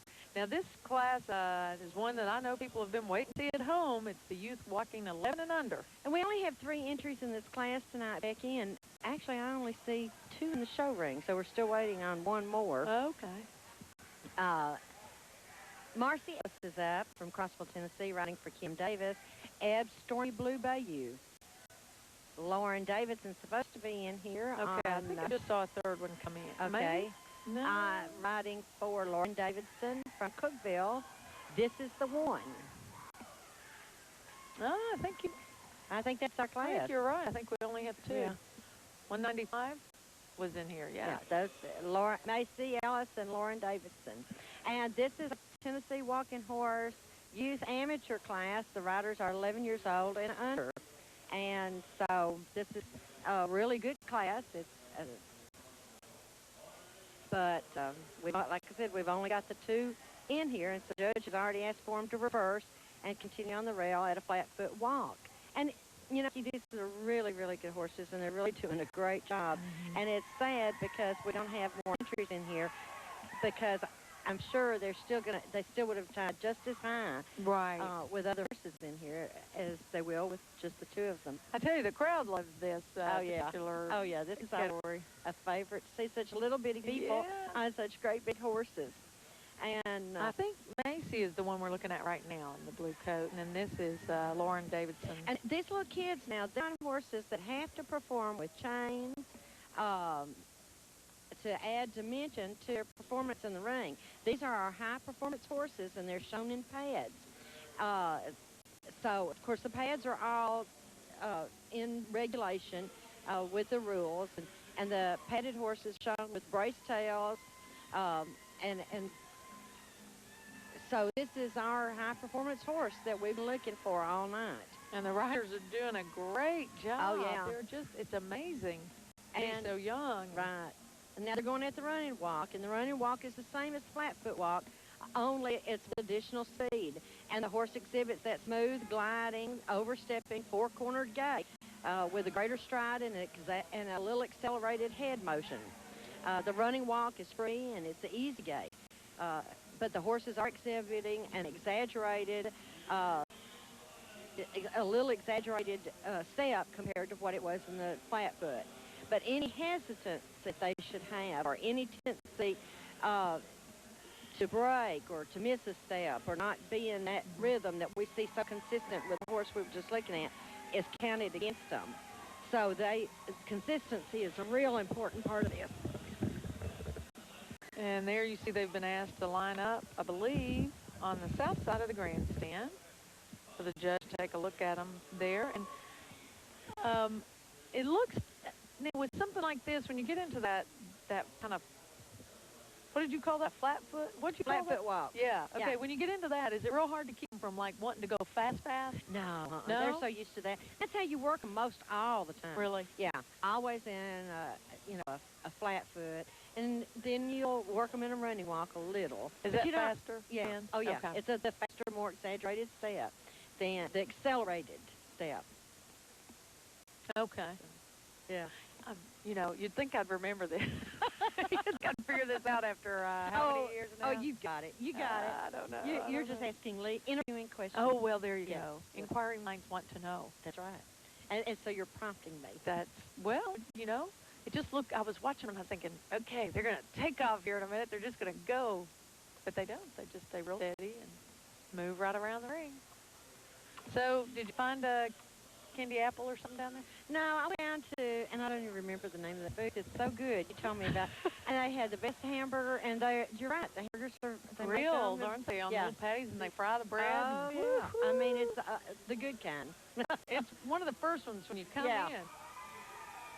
And that is $1.95, I believe. Lauren Davidson. Boy, she really did a good job. And that was the one that's such a good example. Right, and that's Betty Stables. Betty Stables of Birchtown is the trainer. She is the owner on This Is the One. Coming up second is going to be Macy Ellis of Crossville on Ed Stormy Blue. Bayou. Kim Davis is the owner of that horse in Crossville. And Laura Davidson, she'll be taking her ride for glory in just a minute, her blue ribbon ride. Excellent job. They both did such a nice job of showing. She really did. And of course, when she takes that ride for glory, she's going to be doing that with a running walk. And it's like Suzanne was talking earlier. Sometimes, they really let them go on that ride for glory because they've already been judged, so it doesn't matter now. But they want to show you everything that horse could do. So they really. So this is fun. Yeah, this is the fun ride, and you really cut loose. You really let them go. And then everybody looks back and says, "Oh yeah, yeah, that one deserved first. Oh yeah." See, that's a beautiful horse. Because see, she'll ride him just a little bit harder. She doesn't have to worry about if she breaks. Right now, of course she wouldn't want to, but see how pretty he is, and just does a head, and everything looks so easy, so smooth, just a gliding ride. It really does. Yeah. Okay, if I was on there, it wouldn't look quite that easy. Yeah. The horse would be doing fine. I might be bouncing all over the place. Right. Of course, now we saw the swaying there. Right. Yeah, right. well, you're not supposed to do that. Oh, really? Yeah, no. You're supposed to stay real still. Yeah. and- Oh, yeah. She did that, though. Some of all them. through her Oh, yeah. show, she did stay real Boy, straight. yeah, she did. But see, she's relaxed. She's having fun now. Yeah. And what she was doing was moving and rhythm to that 1, 2, 3, 4 beat. That, there's a little sashaying feel to that ride, and she's just going with it.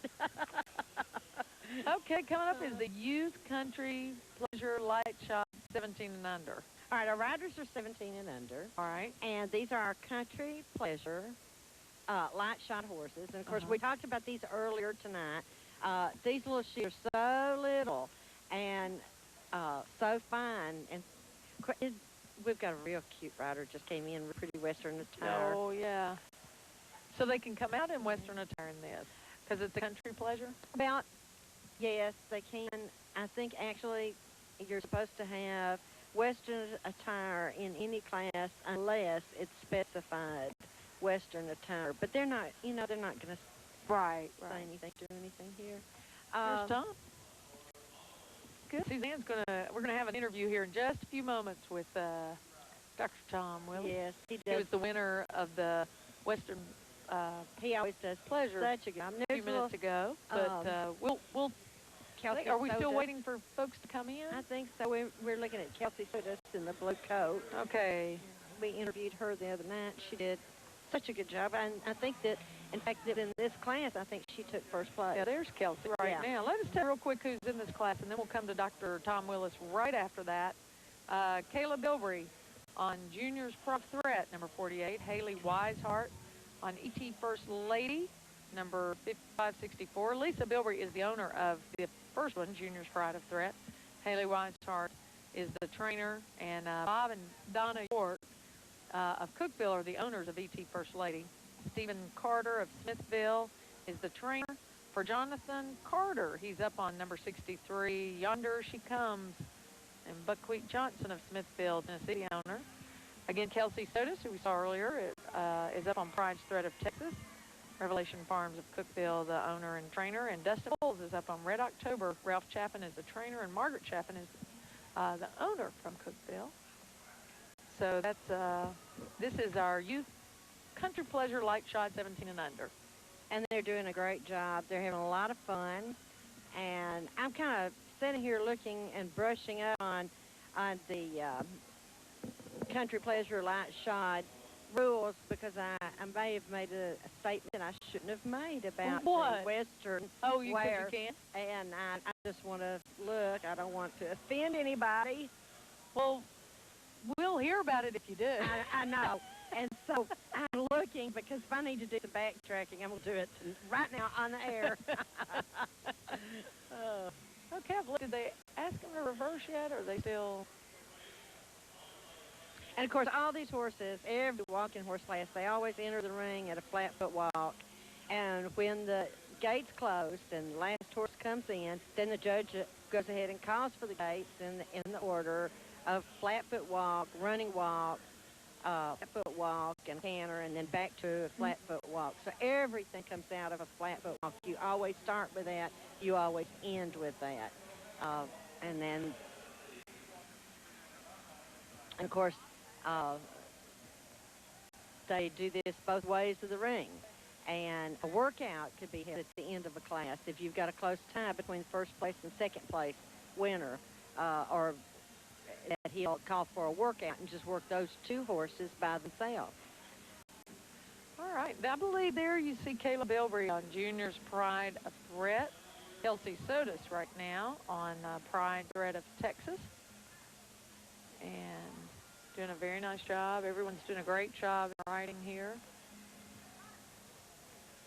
After this class, we'll be taking a quick break and coming back with interviews with Suzanne Bissell, who's going to have a couple of people to interview.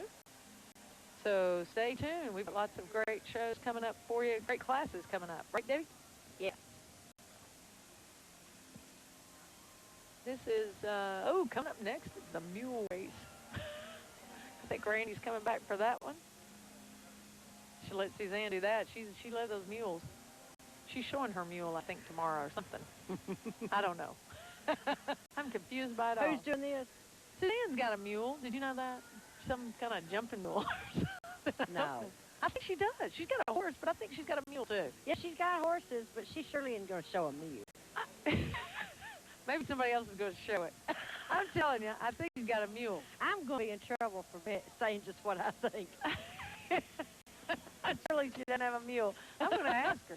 Suzanne, if you got a mule, you're going to show. Aren't you showing a mule tomorrow? Or a jumper mule? Don't you have a jumper? See? Told you. 3 o'clock, coon jumper.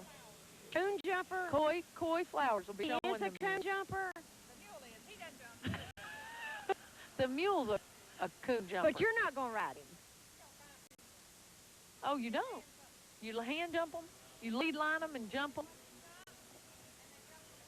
Why don't you explain that when you're getting ready to talk to Tom? Why don't you explain I want to hear about this coon jumping. I know it. We're going to hear about that. You mean that's tomorrow true? It's not the horse's name. No. The horse has it's not a horse anyway. It's a mule. A mule. I thought the mule's name was coon jumper. No. Bess the coon jumper. Bet is a mule. Bet. They don't have fancy names like, you know, Junior's Pride of Rat Mule. It's not it. Bet the coon jumping mule. This sounds like it's going to be tomorrow at 3. Storybook. It's going to be tomorrow at 3, and Coy Flack's he's going to be leading that mule. We'll hear more about it later.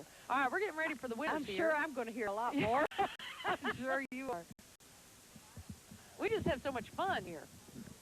We have so much fun at the Putnam County Fair. Bet the coon jumping mule. Bet. Doesn't it sound like a story? It does sound like a story. You're right. Yeah. Somebody should do it. I think they should write that book. I think we should. We'll make it up. Yeah, let's do it. They might even have a TV series. Oh, yeah, about TV series. Yeah. Bet. The coon jumping mule. All right, first place is going to, at 564, that's Haley Wisehart coming in first there of Cookville on a horse owned by Bob and Donna York of Cookville. Really pretty. Beautiful horse, and she did such a great job riding there. Sure did. She looks great. You know, when they come in the ring with Western attire, they have to ride in Western fashion, meaning they cannot use both hands unless they've got a Basel bit. They have to, it really goes against them to the Western attire and use both hands. Now, our second place winner, we actually don't have on our listing here in the red English attire. We didn't have that name, so I'm sorry we can't give that out to you who our second place winner was.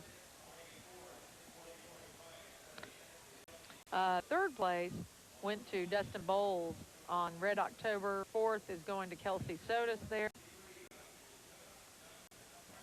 And on Pride's Thread of Texas. And fifth going to Jonathan Carter.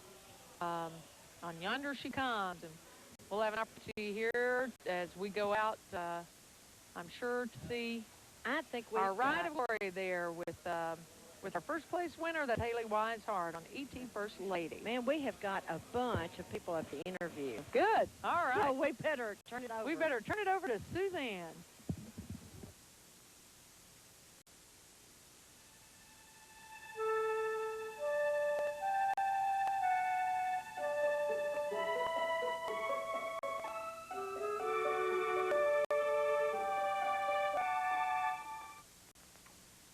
Hi, I'm Heidi McWilliams Realty and Auction Company, Cookville, Tennessee.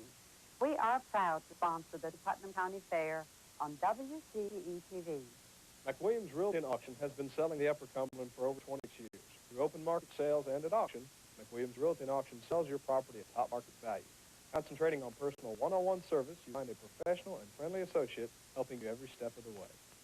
This broadcast is brought to you in part by Guggen Oil Company, 114 Church Street in Allgood, distributors of Shell Oil products in locations throughout the Upper Cumberland area. The Guggen Oil Company, family-owned since 1948, is proud to support WCTE Public Television. Okay, I'm here with Tom West, who just won the Western Light Shod Amateur Specialty. And congratulations, Tom. Thank you. It's a good win for us. Well, I must tell you all, Tom always has good horses. His wife, Martha Willis, used to always have good horses growing up, so I only expect for him to win a class. I'll see him in it. Thank you. I appreciate that. Now, did you raise this horse? Yes, we did raise her. She's 6 years old. Very good. And are you through for the night? Yes. Okay. Well, like I said, we always look forward to seeing Tom's show, and thank you for coming up here and letting me speak to you. Congratulations again. Thank you. I appreciate that. And it's so good to you always. All righty. Okay. Good to see you. Okay, back to the mule races. All right, and we're ready now for our mule race. And it looks like they're off. Here we go. We've got 1, 2, 3, 4, 5, at least 5 contestants, maybe 6. And we've got a good race started. Here we come to the first turn. Jake Demps is in the lead as we come around the first lap. I imagine we're going to go 3, but Jake goes wide. So he's passed to the inside, but now Jake picks it back up. Oh Jake Demps still in the lead. He's hanging on, taking the wide side, but Jake has got a good run going. He's riding Old Charlie. Oh my I don't goodness, think that's where you go for lunch. I mean, they're going fast now. Look at them go around there. Look at this. They're stirring up the dust. This is the final lap right here, the final lap. Jake Demps is pulling away from the herd. He's riding Old Charlie. We've got Eric Hooten and Kate, Danny Vaughn and Roxy. Danny Roxy coming up on the outside. He's going to challenge him. It's going to be a photo finish 3 ways to the line, but it looks like Jake Demps was our winner. I'm not sure who was second. Danny Vaughn was third on Roxy. Now, I know that name, Demps. Was he in an earlier class night? He won some classes on Thursday night. Thursday night, okay. And then we watched his sister on Friday night. All right. I mean, we watched his sister tonight, Jamie, that you interviewed. Maybe that's what, okay, that's what I'm sister. thinking of. That's what I'm thinking of. Very good. I must tell you, too, these mules are not quite as easy to handle when you're running out like this. They don't than have horses. the power steering that Exactly. the horse does. That's right. And Good way to put it. it's a hard place to run. I was talking to Terry about this today because she mule races a lot. And she said this is a difficult ring to race in because of the proximity of the gate as you're coming out. And the mules remember exactly where they came into the Absolutely, pen. they do. So as they're headed out, you're trying to hang on and get turned, and they know how to get to the house. So it's kind of hard to bring them around. As a matter of fact, was that a mule that we saw Thursday night? We saw 2 of them racing in the end, and one of them actually went straight to the gate and into the gate. Yes, he did. Jamie Demps, Jake's sister, had a lot of trouble Thursday night with her mule trying to get out of the gate. And when a mule wants his neck, you're not going anywhere. Yeah. Stubborn as a mule. There's Danny Vaughn, and may have heard a lot about Danny recently. He's got the carriage service up on the screen. I didn't know that. He and his wife, oh yeah, you can take a carriage ride and a historic tour around Cookville. Fantastic. On, That's great. Fridays and Saturdays, maybe Thursday, but Friday, Saturday night. I guess his wife's taking the reins literally for him tonight. I'm sure she's up there, but that's really a nice thing. And during weddings. And, well, see, I had heard about a carriage service, but I didn't know it was Danny Vaughn. Danny. Yeah, that's great. Doing great a very service. good job. Well, I think that's certainly something that Cookville needs, and just another good way to bring the people into the historic downtown area, the depot area. Well, you know, you can do it in Lexington, Kentucky. I know they do in Charleston, South Carolina. Charleston, or in Helen, Georgia, and they had a carriage service. I'm really glad we do. I'm glad he's doing it because he's a great horseman. Yes.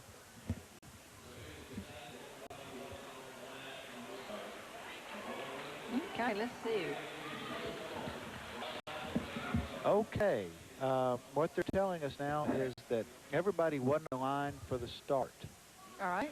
So they're going to give the mules just a minute to breathe, and then we're going to line it up, and we're going to start again. Oh, my goodness. So we're going to have another mule race right here in a minute. So what are they going to do, go on to the next class? So we're going to have 2 classes. We're going to go ahead with the 15-2 and under walking specialty, the walking amateur, and then we're going to bring our mule race in after that. So 2 more classes, and we're going to have the mule race again. Okay, and I think I'm going to go over here You're and going to go do an interview. We're going to get Deborah and Becky back to phones and bring you 2 more walking horse classes. Then we'll be back to mule racing.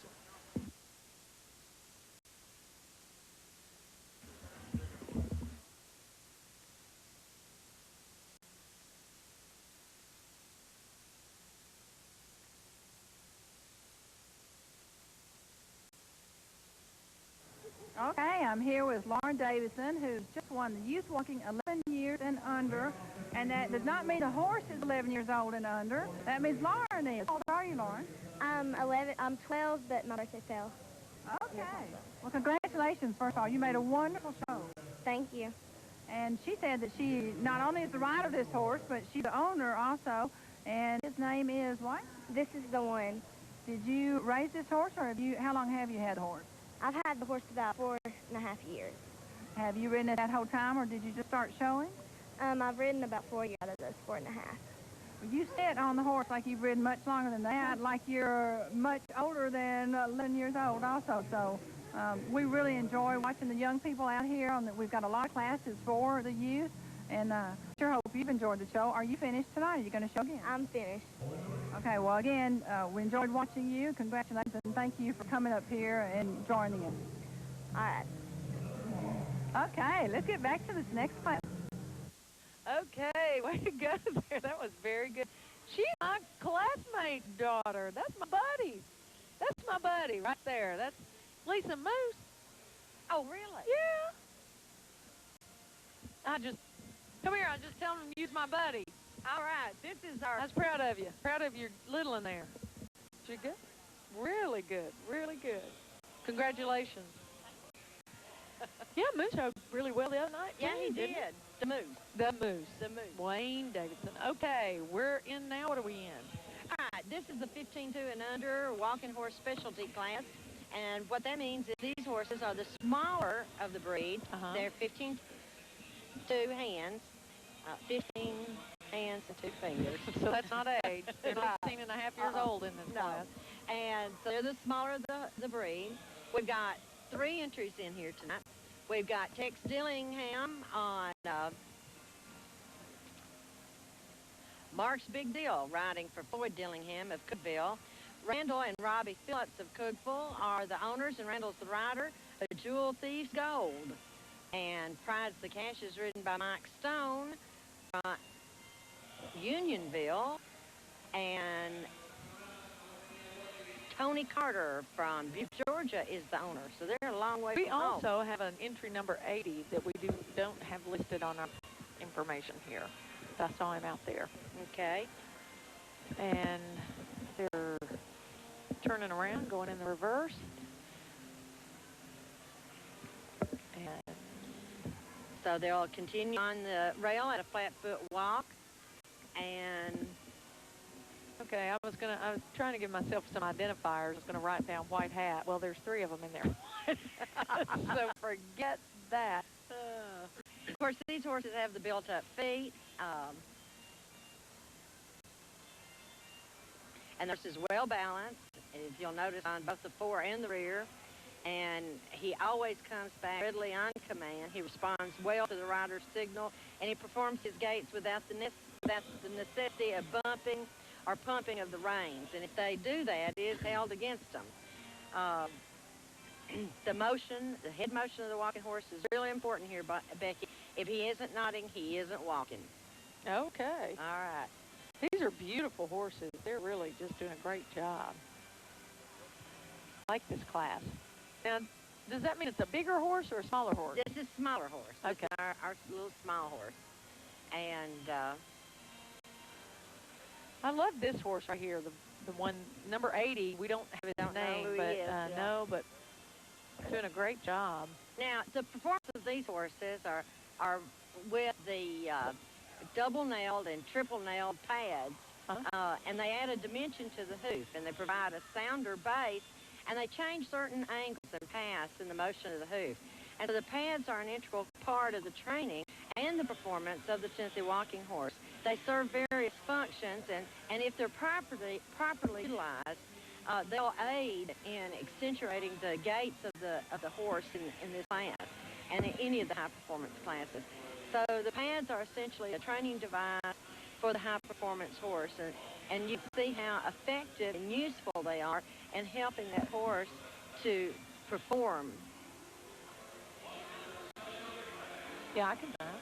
Now, every one of these horses here tonight have gone through a check station where they've checked them and made sure that they were, because they have certain angles and heights that they can't exceed. And so every one of these horses has gone through a check station tonight to make sure that they adhered to those practices. And, of course, they all had to have a Coggins test. What is that? To make sure they don't have Coggins disease. And, yeah. So you have to have that anytime you transport a horse across that line and at any of these shows. Does that affect them? I mean, is that it's a very bad, ugly disease. Is it common? It can be. You can have a real bad, Really? It's really, it's easily contagious. So that's why I check them at every show then. Well, you have to have your papers from a vet saying that okay. they've checked them and they're not. And, of course, they're all lined up, and the judge is looking at them for confirmation right now. And this is a real important part of the class, a real important part of the judging. Okay, let's see. We've not seen any of the horses got a camera tonight, but I'm hoping we will later on in some of these other classes, yeah. Oh, we got a big style wrecking class coming up. Yeah, and that's always a fun class. Yeah, you know, let's see. Oh, and a park pleasure special class that looks pretty cool. And then we've got a dedication coming up in a few minutes, too. A challenge trophy that has Tommy Trisdale Memorial Trophy being presented tonight by his wife Sylvia Trisdale, his daughters Sherry Trisdale and Teresa Dyer, his son and daughter-in-law Steve and Pam Trisdale. So we look forward to seeing that in minutes. We've got a first place winner, and we're not really sure. It's number 80, which we didn't have any information on, and I think they said tough as nails. Tough but as I don't know nails. who the rider was. Well, he did a great job, and apparently was a late entry in this class. We don't have any information on him. Again, we want to remind our viewers tonight that the 66th Annual Tennessee Walking Horse National Celebration in Shelbyville, Tennessee is coming up August 25th through September the 4th. Okay, looks like our second place winner was Randall Phillips. No, our second place winner was Tex Dillingham. Mark's Big Deal. Our third place winner, Mike Stone on Praise the Cash. And actually, he's the trainer from Unionville. And Tony Carter of Buford, Georgia is the owner of the horse. And then coming in fourth is Randall Phillips on a Jewel Thief's Gold. But you see our winning entry taking a ride for glory there. I believe the horse's name is Tough as Nails. And I'm so sorry we can't give you the other information since we don't have it. Anyway, actually, these folks here with the horse show, they do such a great job getting us all this information. It's just that every once in a while, someone comes in at the last few minutes, and we've already gotten our sheets. So we don't, unfortunately, every once in a while, we miss one or two that are later entries. So, but we love those guys here who are working so hard. There you see the WCTE logo painted on our big remote truck. We certainly appreciate our crew tonight working so hard to bring this to you. And we appreciate our good friends at the sign shop who gave us that beautiful new design on our truck. It's really nice. Isn't that great? Yeah. I think so. Our good buddies at the sign shop. Tony and Tracy Nash, we appreciate you. Thank you so much. Now, what have we got coming in here now? Coming in, let's see, is I believe the walking amateur specialty class. Okay. And there's a number of entries. This is always a big class because these people are not professional trainers. They've not been paid to professionally train a horse or do anything professionally in the horse industry. They are strictly amateurs. A lot of them train their horses themselves. Some of them have got their horses with a trainer. And so either way is perfectly fine. So, but these are some of our best horses, right, that we'll see here tonight. And but amateur meaning that the rider is an amateur? The rider is an amateur. Okay. Mm-hmm. And a specialty class means that they will only be performing the gaits, the flat foot walk and the running walk. Okay. So we have, I believe, we have a total of 6 entries coming into this class. So we only have a couple of horses. Be 3 horses in the ring. Here comes 4.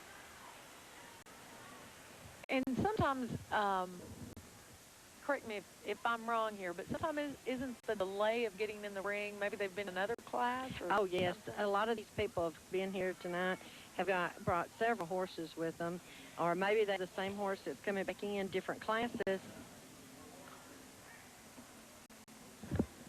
And so what they do is they may have to take bridle off of the horse that just came out and put it on this horse, or the saddle off of the horse that just came out and put it on this horse. And And so frequently we have to wait for these tack changes,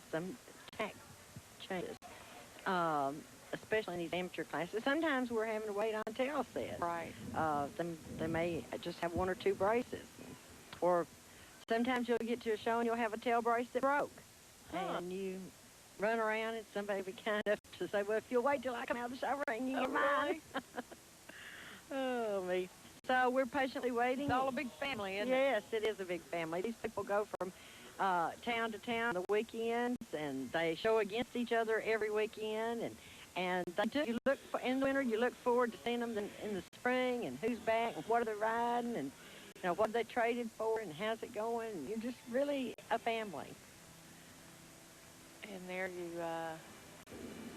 see one of our riders waiting. I can't tell if they've closed the gate or not. I believe they have closed the gate, and they're on the rail. 6 entries. We may only have 5. We'll let you know who's in the class. I think we just have 5. All right. We're going to have Doug Garrison up on FloJo's colors. Marshall Tinch is the trainer, and Marshall and Mary Tinch of Cookville are the owners. Donnie Kemp from Carthage, Tennessee is the owner and the rider. Font Darnell from Murfreesboro is the trainer of Olympic bronze. Donald Robinson up on In the Spotlight. Betty Stables of Birdstown, the trainer. Donald Robinson of Cookville family there being the owner.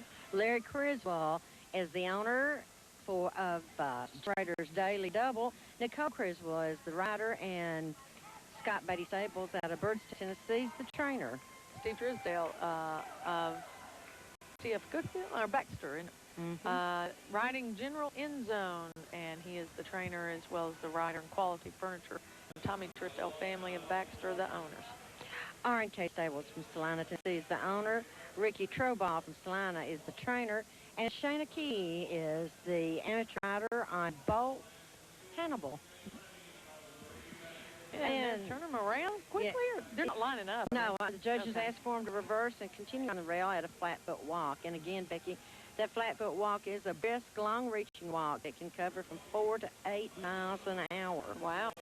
This is a 4-cornered gate, and each of the horse's feet will hit the ground separately at regular intervals. So it's that 1, 2, 3, 4 beat.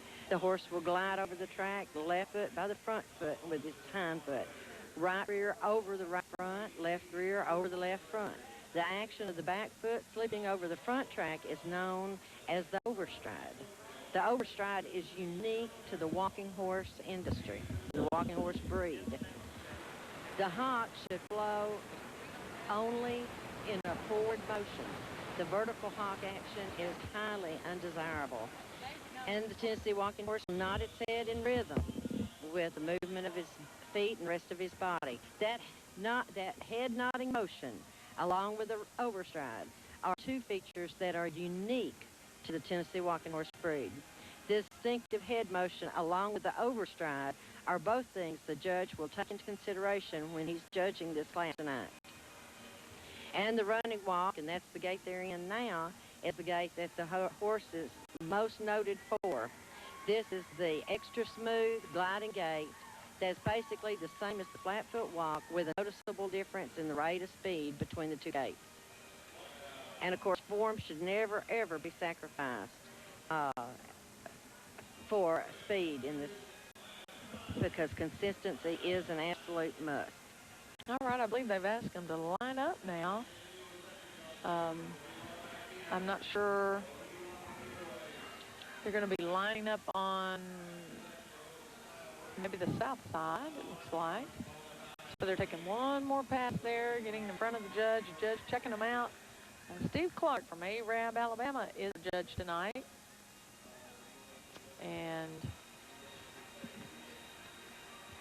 looks like the horse has lost a piece of equipment. Well, what is that? Is it a stirrup? What is that? Well, since I stepped on my glasses and broke them, I can't answer that. Well, I'm trying to see. I can't even see where he is. I'm trying to. Oh yeah, I believe it was the stirrup fell off. Well, now I'll tell you, I'd have a hard time riding without my stirrup.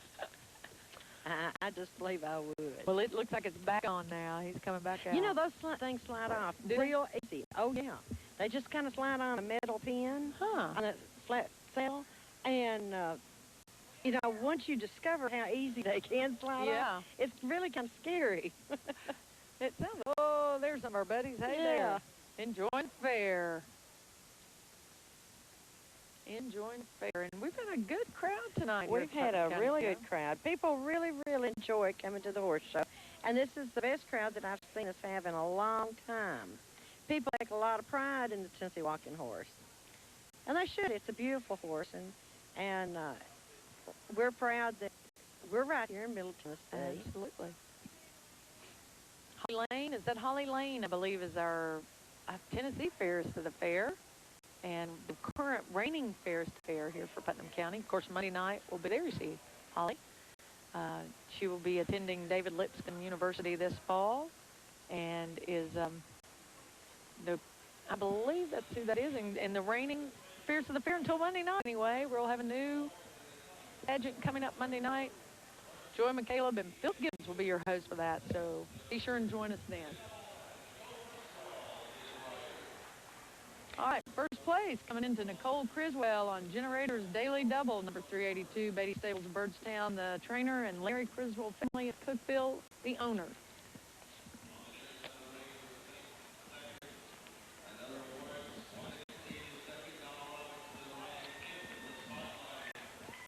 Donald Robinson coming in second on In the Spotlight, Beatty Stables of Birdstown, the trainer, and Donald Robinson family of Cookville, the owner. Third is going to Doug Garrison on Blow Joe's Colors, Marshall Tinch, the trainer, and Marshall and Mary Tinch of Cookville, the owners. Beautiful horse. 57 coming in fourth. That's Olympic Bronze with Donnie Kemp up. And 63 is coming in fifth. That's Shannon Key up on Bold Hannibal. Ricky Troball of Salina, the trainer, and R&K Stables of Salina is the owner. And also here on fourth, Font Darnell of Murfreesboro is the trainer, and Donnie Kemp of Carthage is the owner and was the rider. So there you see our first winner. That's Nicole Criswell on Generator's Daily Double taking her ride. Well, he is pretty. She did a great job. Yeah. And I believe we're gonna. It's pretty soon here. We're gonna get to have the mule race again. The mule race is coming back. Okay. Yeah, we're gonna turn it over, and Randy's gonna tell us why they're coming back. There's a reason why, you know, that first mule race just didn't count. Why we're coming back to a mule race? Yeah, why are coming back to the mule race? That's what I want to know. We didn't have all the mules on the starting line. And the starting line was where? The starting line was over here in front of the South Grandstand. Okay. And our mules weren't all on the line. They just didn't. It's hard to line up a mule, isn't it? It is. And it's hard to get them to stand. It's going to be even harder to get them to stand. Yeah, that's our sheet. Oh, that's our sheet. Get them to stand this time. Uh-huh. Terry Adams called and said, "Have we started the race yet?" And I said, "Yes, had it. They're fixing to rerun it." She was in McMinnville to barrel race trying to get to Cookville to the mule race. Oh, really? Yeah, and she didn't quite get it. So now, I think I've messed up all the numbers, so I'm not sure that you can figure it out because I accidentally rode on them. Well, we've got Jake Dempson, Old Charlie. We've got Eric Hooten and Kate. We've got Danny Vaughn and Roxy. Wes Robinson and Big Nasty. Stephen Walker. We don't have Stephen's mule name. So it looks like we've got 6 in, so we're missing one name. Okay. There's lots of informal things about a mule race. That's one of them. All right, we're going to stay with the mule race for just a second. Then we'll come back and interview our first place winner in and this you can see Kim Maxwell standing on yeah, the I see corner. Kim right there on the corner. We've got volunteers, brave volunteers, that are standing on the corners because we couldn't find any barrels to put up, which they should have the first time. Here we go. And they're off and started now. Now, they didn't exactly line up that time, but, No. you know, Well, they were at least, nobody was ahead of the front line. Right. Jake Dim's cut in front. You've got Roxy. Danny Vaughn's in the Danny front. Vaughn in front, and Wes and Big Nasty is in second. Jake Dimps, who won the first one, cut inside our first barrel person, so he's disqualified, unfortunately. Danny Vaughn is in the lead and has got a nice lead started with Roxy. As they come around, they've got one more lap to go. Wes Robinson is in second place. Kim Maxwell's having to run out of the way. Like I said, brave individuals. And it looks like we finished them. and placed them, and it's going to be Danny Vaughn in first. And you think with Wes Roxy, in second? Wes and Big Nasty. Not Wes is Big Nasty, but Wes and Big Nasty was second, and I didn't catch who was third. So while we're figuring that out, I think Suzanne's going to do an interview with one of our champions for us.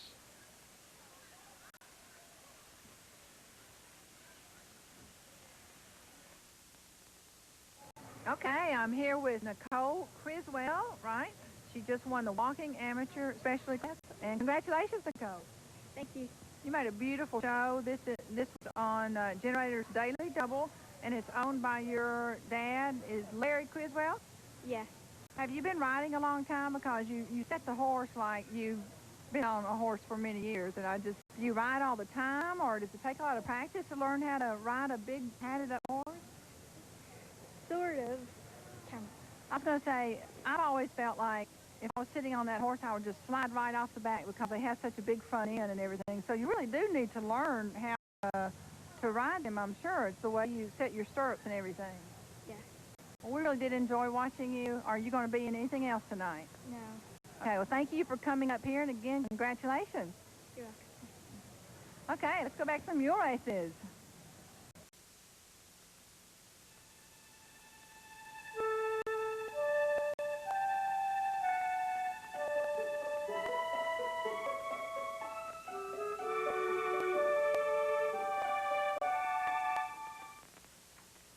Hi, I'm Heidi McWilliams, McWilliams Realty and Auction in Cookeville, Tennessee.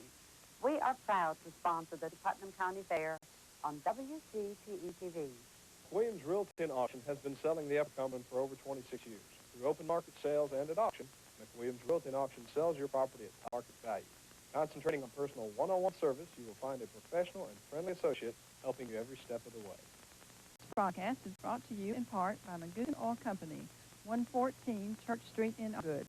Distributors of Shell Oil products in locations throughout the Upper Cumberland area. McGugan Oil Company, family-owned since 1848, is proud to support WCTE Public Television.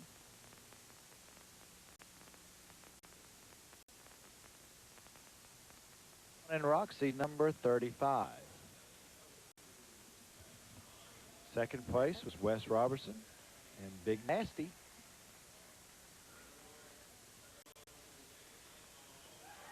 Third was Jake and old Charlie. Persistence paid off.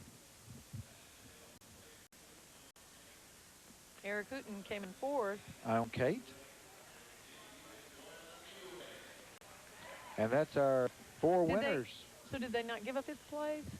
If they did, we missed it. They may have cut inside or okay, like broke some of the fine points of mule racing that we may not have privileged to up here on the announcer stand, but that's right. It was a good mule race.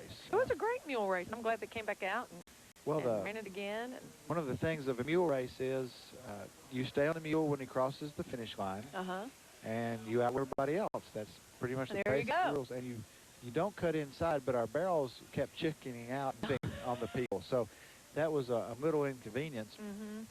But, so have you done that? No, I haven't. I have not mule raced. You haven't? No, I haven't.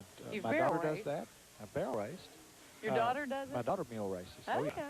I thought she did. I thought I'd seen her before doing that. She'll be mule racing tomorrow at the Wild West Show. When is that? Starts at 3 o'clock tomorrow.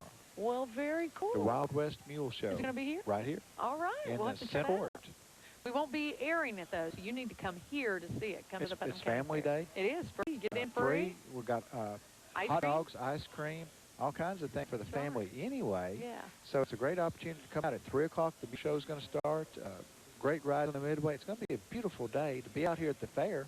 So why not take advantage of the low everyday prices and come and enjoy the Putnam County Fair? Come on and take part in your county fair. Now, Randy, before we go to our next class, I do want to say a very special thank you to you. Well, thank you. You've been with us Thursday night, tonight, so is Lana Stockton. Volunteering your time to help out your public television station. I appreciate that. We're proud to have WCTE here with us as a public television station, and the great work that y'all do in the Upper Cumberland, the program that you bring to the Upper Cumberland, and anything we can do to help, it's very minuscule compared to what you all do. Well, And Lana and I are very proud to be a part of the WCT team and help y'all out any way we can. Well, thank you so much. And as always, you both did a great job. It's just always a joy to see you. I look forward to this every year, and we'll have a great year next year. Well, we're recruiting folks for the auction coming up, Right. and y'all do such a good job with programming. It's just fantastic to see the improvements as y'all grow and get better. We're proud to have you here, so it's a pleasure to be able to help. Thanks so much. Thank you. And thanks for being with us. And now we're getting ready to go into our next class, and I believe that is the maybe the style wrecking class. We should have a number of entries in this.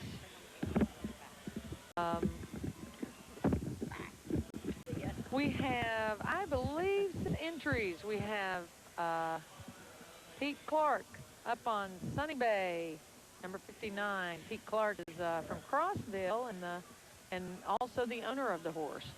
And we have Jason Todd up from Bethpage, Tennessee. Jason's riding Pride Bookie. And April Todd from Bethpage, Tennessee, if they're related. I bet you're right. Is on Pushover's Terminator. Samantha Parker's up on Lexus NS. And Samantha is also from Bethpage, Tennessee. Fred Whitenberg is on Chance. And Claudia Jenkins is from Tompkinsville, Kentucky on Star Tracker. So we've got some really good style ranking horses here tonight. Our judge again is Steve Clark. And this is a really good class. We've got 6 good entries in here.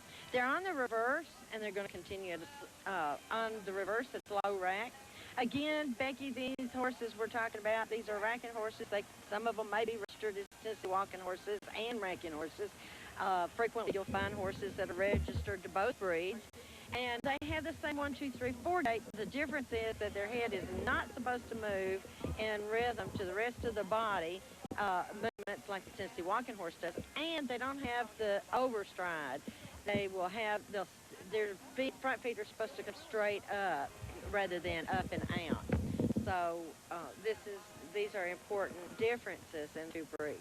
There's a little bitty rider. Little bitty rider, which is real unusual in a racking horse class because they typically go so fast that there's a lot of adults that won't ride a racking horse. Yeah. I think that's Samantha Parker. All right. Number 440 on I believe Lexus you're right. NS. And she's from Bethpage, Tennessee. Bethpage must be a big wrecking horse place. I don't even know where Bethpage is. Do you? No. I think we need to go. I think we need to go find out. I think we do. There you go. And we may be missing something really good there. That's right. Yeah. Oh, that's a pretty little racking horse. Yeah. You know, usually, a lot of times they'll be a little finer too. And they hold their head up a little bit with their nose like a out. gaited horse, or yeah, more like a... yeah. They hold them up just a little bit higher, a little more proud. Their nose will be out a little bit further than you want on a walking horse. They're so princy. Oh, they are. They are. That straight up movement that they have is so pretty, and but it's not quite as comfortable a ride as. Is it a walking like? Is that Quentin Guffey in here? No, I don't think Quentin's in here. He came up here a minute ago talking about a tack change. But now he's not on but our I think sheet. there's speed wrecking coming up, and I know he's in it. Yeah. Now the judges asked for me in the lineup so he can judge them on confirmation in this class, and so he's getting this show on. All right, we have, I believe, 5 more classes after this, 6. maybe? 6. 6 more. 6 classes. Okay, you're right. They added one. They threw a new class in that I wasn't familiar with. What's it called? And it was limited performance. It was a walking horse class, and the pad limited to 1-inch pad. It was a real pretty class, real nice class. A new one. Well, it was new for me. I'd never seen it before. Wow. And I couldn't find it in the rule book. Now, do you think there should be so many classes here? I'm just going to ask you this hypothetical question. I mean, okay, you know, when you have a lot of different, I don't know, maybe you have to have that kind of division and that kind of very specific separation, because it seems like that the classes have fewer people in it, and if you didn't have as many, maybe they'd be bigger. Well, of course, that depends on our horse show committee, and they've done a really, really good job of looking at what classes were the fullest last year. Oh, okay. and what classes seem to be the fullest throughout the season. And then they set our classes up based on that information. But you can have some of these, I was looking at earlier, like in light shod. I've got somebody, but there's probably 12 divisions that just in that you could have out of just light shod. That you could have 12 or more, maybe 12, 15 classes. And so then you have your pleasure. And then, because then you have ladies classes and amateur classes and juveniles 17 and under, or juveniles 11 and under. And so then you have your open class, which mainly your church classes. And then you have your 15 to and under, and you can do the same thing all through that. 15 to and under with ladies, 15 to and under with amateurs. 15. So, and then we have walking pony classes. So we have now, so a lot of these classes we've not seen here tonight. And again, our horse show committee, that's what part of what they do. They look at what we had last year, how many horses were here, and these classes, what was the fullest, and how could they make those classes not so crowded, and what classes didn't have any horses that need to be eliminated. So they did a really good job. They really have. We've not, if you've noticed, Becky, we've not had any of those classes with 30 horses in them. And it's really impossible for a judge to judge a class with that many horses in it. And there's our second place winner, we'll be telling you about in a minute. Our first place winner was Jason Todd from Bethpage, Tennessee, riding Pride's Barkey. Our second place pushover is Terminator with April Todd from Bethpage, Tennessee. And Samantha Parker, the little bitty one, was riding Lexus NS, is our third place. Fred Wittenberg, our fourth place winner on Chance. And Claudia Jenkins, our fifth place winner on Star Tracker. We had a real good representation, too, of people being from a lot of places, a lot of different places in this. You know, if you look back to our program tonight, we've had horses here from Kentucky, Georgia, Alabama, North Carolina. You know, it's been a really good show. Absolutely. A good representation. Here is Jason Todd from Bethpage, Tennessee. That looks more like a walking horse right there. Not a style racking, huh? Yeah, that looks more like a pretty good walking horse. Right. Yeah, it does look like a really good walking horse. I agree. He'd turn around and come back in the stake class. Well, that was fun. That was a fun little class there, and I really liked that little bitty rider. That was Samantha Parker. Yeah, I liked her. I did too. Crowd did too. They loved her. Third place. Yep. All right, so our next class coming in is our 3-year-old walking horse class. Now, we had a 2-year-old class earlier, and so you know, sometimes those classes will be combined, a 2- and 3-year-old class. And we've only got 3 entries in this class tonight. 1 horse in the ring and two more coming in. There's the second one. Oh, there you see the Midway. Big times down here on the Midway Putnam County Fair. Lots of great food at the food booths. And lots of fun rides. Might want to save getting the food until after you do all the rides. I've noticed that we've had good representation here tonight from the Putnam County Sheriff's Office. Right. And I'm really glad. It's always good to see that. Yes. Makes you feel a little better. Lots of security and lots of medical staff around, too, in case anybody has any medical problems while they're here. And there's our 3rd entry, and that should be it. I believe you're right.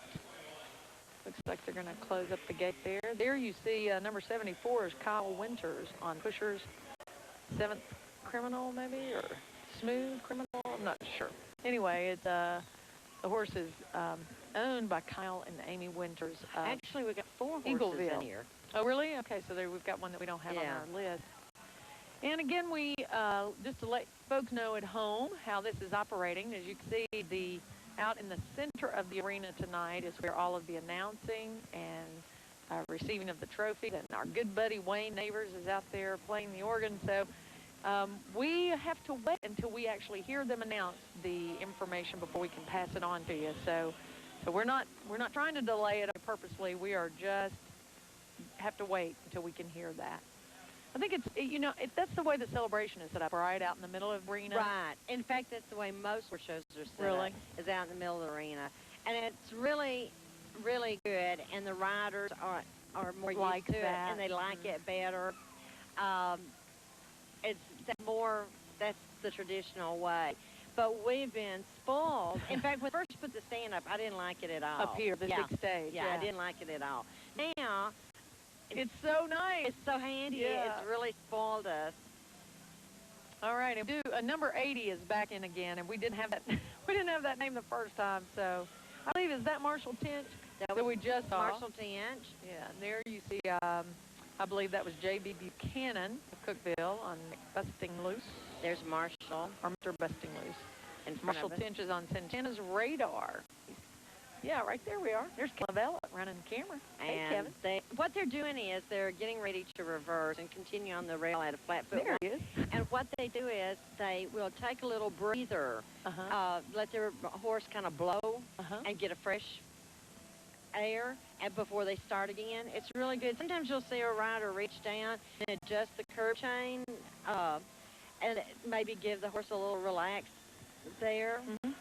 Just kind of give him enough, a little break. Yeah, and also give himself a little break. Another thing they're doing is they're giving the other horses time to go on, so they're spread out, so that everybody's not bunched up in one little group. And that way the judge has got has better ability to look at each horse as he goes by. The horse that Marshall Tinch is riding is actually owned by Penny Davis of Smithville, Tennessee. And here you see them, all of them coming around. We've got 4 riders. These are 3-year-old walking horses. So is that young still? A 3-year-old, or is that kind of that's still considered a baby. Oh, and they're baby, still not cantering yet. Okay. They're probably cantering a little bit in training, preparing for 4-year-old. But you're not cantering. This is number 80. This is the gentleman that we don't know, but I love that horse. What color is that horse? I would call that a buttermilk roan. Huh. Oh, that's a fancy name. Did you just make that up, or is that really a name? I don't know. I like it. It's what came to mind when I saw Buttermilk roan. Buttermilk I like that. That's what came to mind when I saw him. I don't know. And a lot of beautiful. Now, is this considered a spotted horse? The one that's no. That's a chestnut with a hind stocking and a blaze face. Oh. Or actually, it had two hind stockings and a blaze face. That one right there that we're looking at right now. 2 hind stockings. See? And a blaze face. And a roan means he's a black horse? No, kind of a roan is kind of a spotted, you know, like if you think of the material and the color heather, a heathered color. Well, that's kind of what a roan is. It's a mixture of like maybe 2 shades. Okay. And see, that horse is kind of a buttermilk kind of a red chestnut. And so, I don't know. I like it. It's good. I like it. We may have invented a color. You know, it's a good color. I bet you'll hear it at the celebration, and they'll say, it's all because of Debbie Norris. It's a buttermilk roan. Yes. Well, some people going out wanting to buy horses that are buttermilk roan. Somebody will say, what? I don't know where that came from. Buttermilk. It's pretty. I like that. It's a great name. We have to name a horse Buttermilk. Buttermilk. That's a very pretty horse. It is. And there's Marshall. Yeah. Marshall came out and did an interview with us the other night. He was so much fun. He was. He really was. They've done very well. They've been very active in the horse shows the last several nights. And he was so humble the other night. Yeah. It was great. You know, and you just really have to appreciate all these folks who come out, because it's just a lot of work, isn't it? Oh, it's a really tremendous amount to of be work. here. And especially Marshall's a trainer. And so all of these horses that are here tonight, he's been responsible for getting washed, getting the tack together, getting everything together, getting them here, making sure the riders were here, making sure everybody's entered, everybody's gone through the check station, everybody's got everything they need when they go in the show ring. When they're in the show ring, he's standing here on the rail telling them, you know, coaching them along. It's a big job. Tomorrow is not a day of rest either. They've got to go down tonight when they go home. They've got to clean all these horses up, put them back up, take all that stuff, unload it, put it back up. And then when they get tomorrow, they've got to go down and feed and check on these horses and make sure everything's okay, and maybe work on a little bit to make sure they haven't got strained muscles and they're in good shape from the show tonight. It's a lot. It's a big job, a lot of responsibility. Now, this particular class is dedicated to Tommy Trisdale's by by his family. Is that not right? Yes. This is and this is, let me read you. Please do. And here's the family of Tommy Truesdale. Okay. And the Tommy Truesdale Memorial Trophy is being presented tonight by his wife, Sylvia Truesdale, daughter, Sherry Truesdale, and Teresa Dyer, son and daughter-in-law, Steve and Pam Truesdale, and grandchildren, Brian and Brittany Dyer, and Haley and Lacey Truesdale. Tommy started his riding career in the mid-'60s by attending the Walking Horse Celebration. Tommy went on to win his first blue ribbon in 1972 with Stars Agitator. Tommy competed in many horse shows in the surrounding counties, but however, his greatest thrill was showing here at the Putnam County Fair, where he competed against his friends. Tommy was named the Man of the Millennium in 1999 on Go Boy Show at the Putnam County Horse Show. Tommy loved horses, whether he was showing them or just watching. So in Tommy's memory, the family would like to present the Tommy Truesdale Memorial Trophy in honor of Tommy.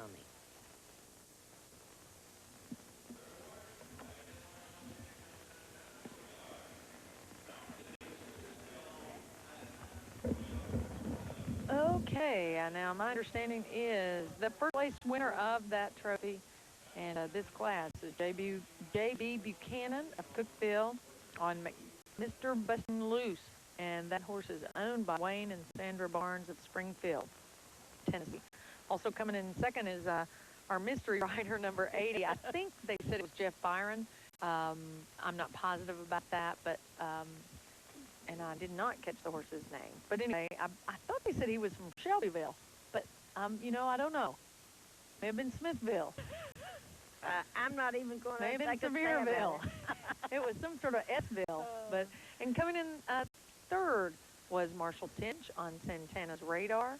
The horse is owned by Penny Davis of Smithville. And coming in fourth was Kyle Winters on Pusher's South-North Criminal or something like that. I'm not sure. Anyway, of Eagleville.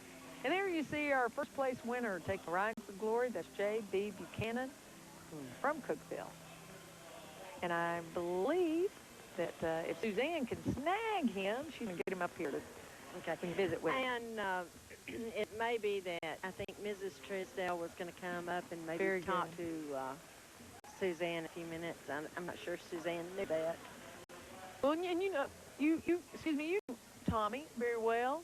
And yes, he was really a great supporter of the Putnam County Fair. I think the whole bunch is coming up here. That'll work. Yeah. We can zoom out. Now look at that ride. I don't think I can get on that ride right there. Look at the one that's just twirling people upside down and around. Absolutely. Every which way. I think I better forewarn Suzanne. She'll be prepared. She's a pro. She's really good. Suzanne Bissell, so very appreciative that filling in for me tonight. I was a little delayed in getting here, and I really appreciate that. And our whole team who has worked so hard tonight on air, and all the production crew who done double duty today. Not only are they here at the Putnam County Fair tonight, but I'll let you know they covered the Tennessee Tech graduation today. So really done double duty. Really appreciate all of them and their hard work and bringing this show to you, and I hope you do as well. We are getting ready for Class 22, which is a Park Pleasure Specialty class, and there are a number of entries in here. We will be trying to get to our winners in just a moment to interview them, but you know, right now, I believe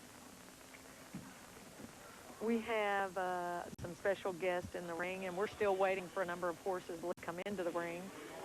They haven't closed the gate yet. So we'll be going to Suzanne Bissell here in just a moment. Still waiting for a few more horses to enter the ring for this class. Okay, we're with Tommy Truesdale, the whole clan here. You all have just seen where someone won the Memorial Trophy, and I'm going to have Steve explain that. That's what a Memorial Trophy actually means. I think it's got another name in addition to Memorial Trophy. Challenge Trophy. Okay, and when you say Challenge Trophy, they keep it for how long, and how do you win that? Well, they win it 3 years, they keep it. So the same horse and rider, the same rider. Yeah, it's a 3-year-old. They don't show a horse in there for 1 year, so Okay, we're going to get some names here. Let me get around here. What is your name? Teresa Dyer. And how are you into... Tommy was my father. Okay, very good. And your name? I'm Sherry Trisdale, and I'm Daddy's oldest daughter. Okay. And you? His wife, Sylvia. And how long has Mr. Chris been passed away? 3 years. It was 3 years in February. Okay, and Steve, your last name? Trisdale. And you're... The baby. The baby? Okay, excuse me, I'm going to walk right in front of you. And what's your name? I'm Haley. I'm his granddaughter. Okay, Haley, granddaughter. And your name? I'm Steve's wife, Pam. That's Pam. And your name? Brittany Dyer. I'm a granddaughter. Lacey Trisdale. I'm a granddaughter.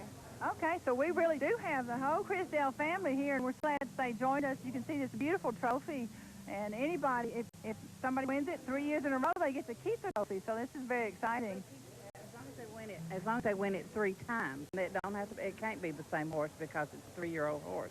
Oh, it's a 3-year-old horse. Yes, a 3-year-old horse, and they win it 3 times. It don't have to be consecutive. Okay, well, that's great to know. That's really very nice, and it was so nice meeting all of you. Thank you for coming up here and joining us. Thank you. Okay, let's get back to this next class. All right, and Tommy Trisdale, a wonderful memorial to him. Of course, you know how involved he was always in. He was County great. Fair. He was. And what a wonderful tribute. His whole family. Yeah. That's He really didn't very horse show special. chairman. He Right. always was on the committee. They worked. Really hard on this horse show. And Okay. that's Tom Trisdale. That's who it was. And we appreciate all of them for coming up and helping us out. A wonderful tribute to him. I think that's the only change trophy that we have going. I think you're right. Right now at the fair. All right, this is the Park Pleasure Specialty, and there's a whole bunch of people. All right. We have Randy Bilbrey up on Bailey's Midnight Image, owned by Mike and Darlene Loftus from Cookeville, Tennessee. Lisa Garrison's up on Cybercolor, trained by Marshall Tinch, and owned by Lisa Garrison from Cookeville. Quentin Guffey is the owner. Craig Simpson is the trainer of Sports Glowing Image. Nicole Phillips is riding for Randall Phillips and Ray Ellen Phillips. Randall Phillips is the trainer of Society Cat. Sunny Bay with Pete Clark. Pete is the owner, trainer, and rider tonight from Crossville, Tennessee. And Trev Ledbetter is riding for Sandy, and Volley Ledbetter from Cookeville, Rebels Midnight Magic. Push It Brother is ridden by Shanty. Ricky Troball from Salina, Tennessee is the trainer, and R&K Staples from Salina, Tennessee is the owner. Ed Henry from Monterey, Tennessee is the owner. Billie Jean Dixon from Cookeville is the rider and the trainer of Time to Dance. Tasha Stidham is riding Here Wired, and the Stidham family is the owner. And so that's our class tonight, Becky. That's a really big class. This is our Park Pleasure class, and our Park Pleasure horses do not have the set tails. I'll tell you a little bit about a Park Pleasure here in a minute. She's making a very nice showing right there. That's entry number 199, which is Nicole Phillips on Society Cut. We can try to give you the names as we see them.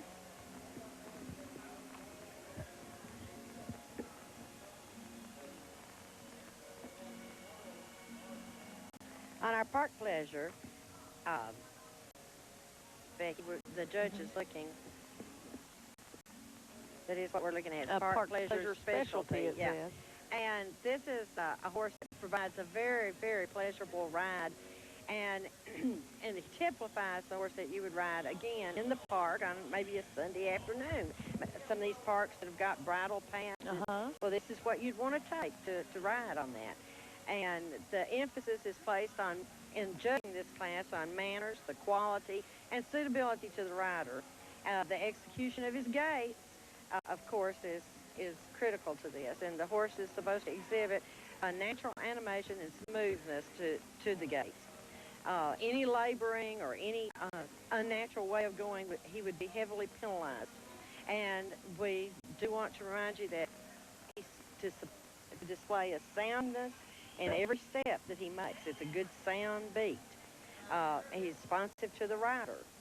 So these horses are allowed to use pads, but the brace tails, the tail sets, are not allowed in this class. Again, the head motion is really important in this class. It moves in rhythm with the rest of the horse's movement. The horse is shown with a light rein. The exhibitor may adjust the curb chain on the reverse, which we're on the last half now of this class. Brakes are to be in all of the horses in this class. Oh, they're all supposed to have a brake? Yeah, they're supposed to. Now, we used to see rhinestone and silver, glittery stuff, and all of that is restricted now. You can't, in this class, you don't have any of the rhinestone or glittery stuff.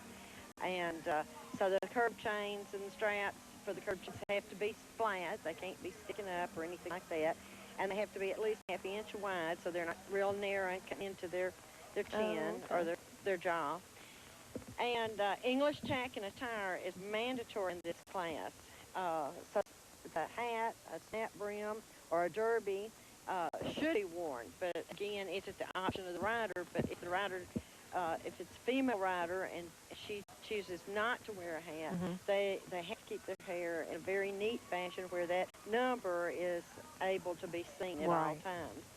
And and they really encourage you to maybe keep it up in some kind of knot or something so that it is neat. Bumping and pumping of the reins is penalized, not a no here. You're penalized for that sort of thing. And again, whips or crops are not to exceed 4 feet in length on this class. And so now you were talking about all the different divisions you can have. You can have ladies. You can have female exhibitors 18 and under. You could have men or boys 18 and under. So there's 4 classes. Or you just have a youth exhibitor. And you could do 18 and 17. In this class? Yeah. You can do it 17 and under, 11 under. And so what are we to now? A, and it's this, and then all of us are canner. And then if you came back, you could do all that again in specialty. Oh, my goodness. And so then you'd have 16 divisions. Well, it's a good thing they didn't do that tonight. We'd be here a long time. But that just shows you all the different variations. Right. And, of course, see, these same horses, they can drive. You know, you could come back in with a buggy. Oh, really? Yeah. Oh, yeah. You Well, can come back in a little race. with a little buggy race. Yeah. You come back in with 2 or 4-wheel, a little vehicle, and fine harness buggies are not approved as pleasure driving vehicles. So, you know, it's supposed to be more of a pleasure buggy, not fine harness. And but yeah, they can pull, they can drive. Now, I believe our first of the fair, Holly Lane, will be presenting the trophy and the first place award.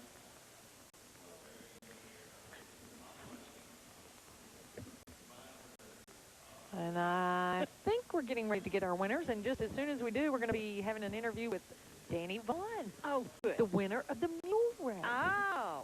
Suzanne's already Now, over I said that was our only challenge trophy by the Truesdale, but I was wrong. The Vaughns have had a challenge trophy. That's right. For the mule race. But that's on Thursday nights, isn't it? I believe it is, for his grandfather. Yeah.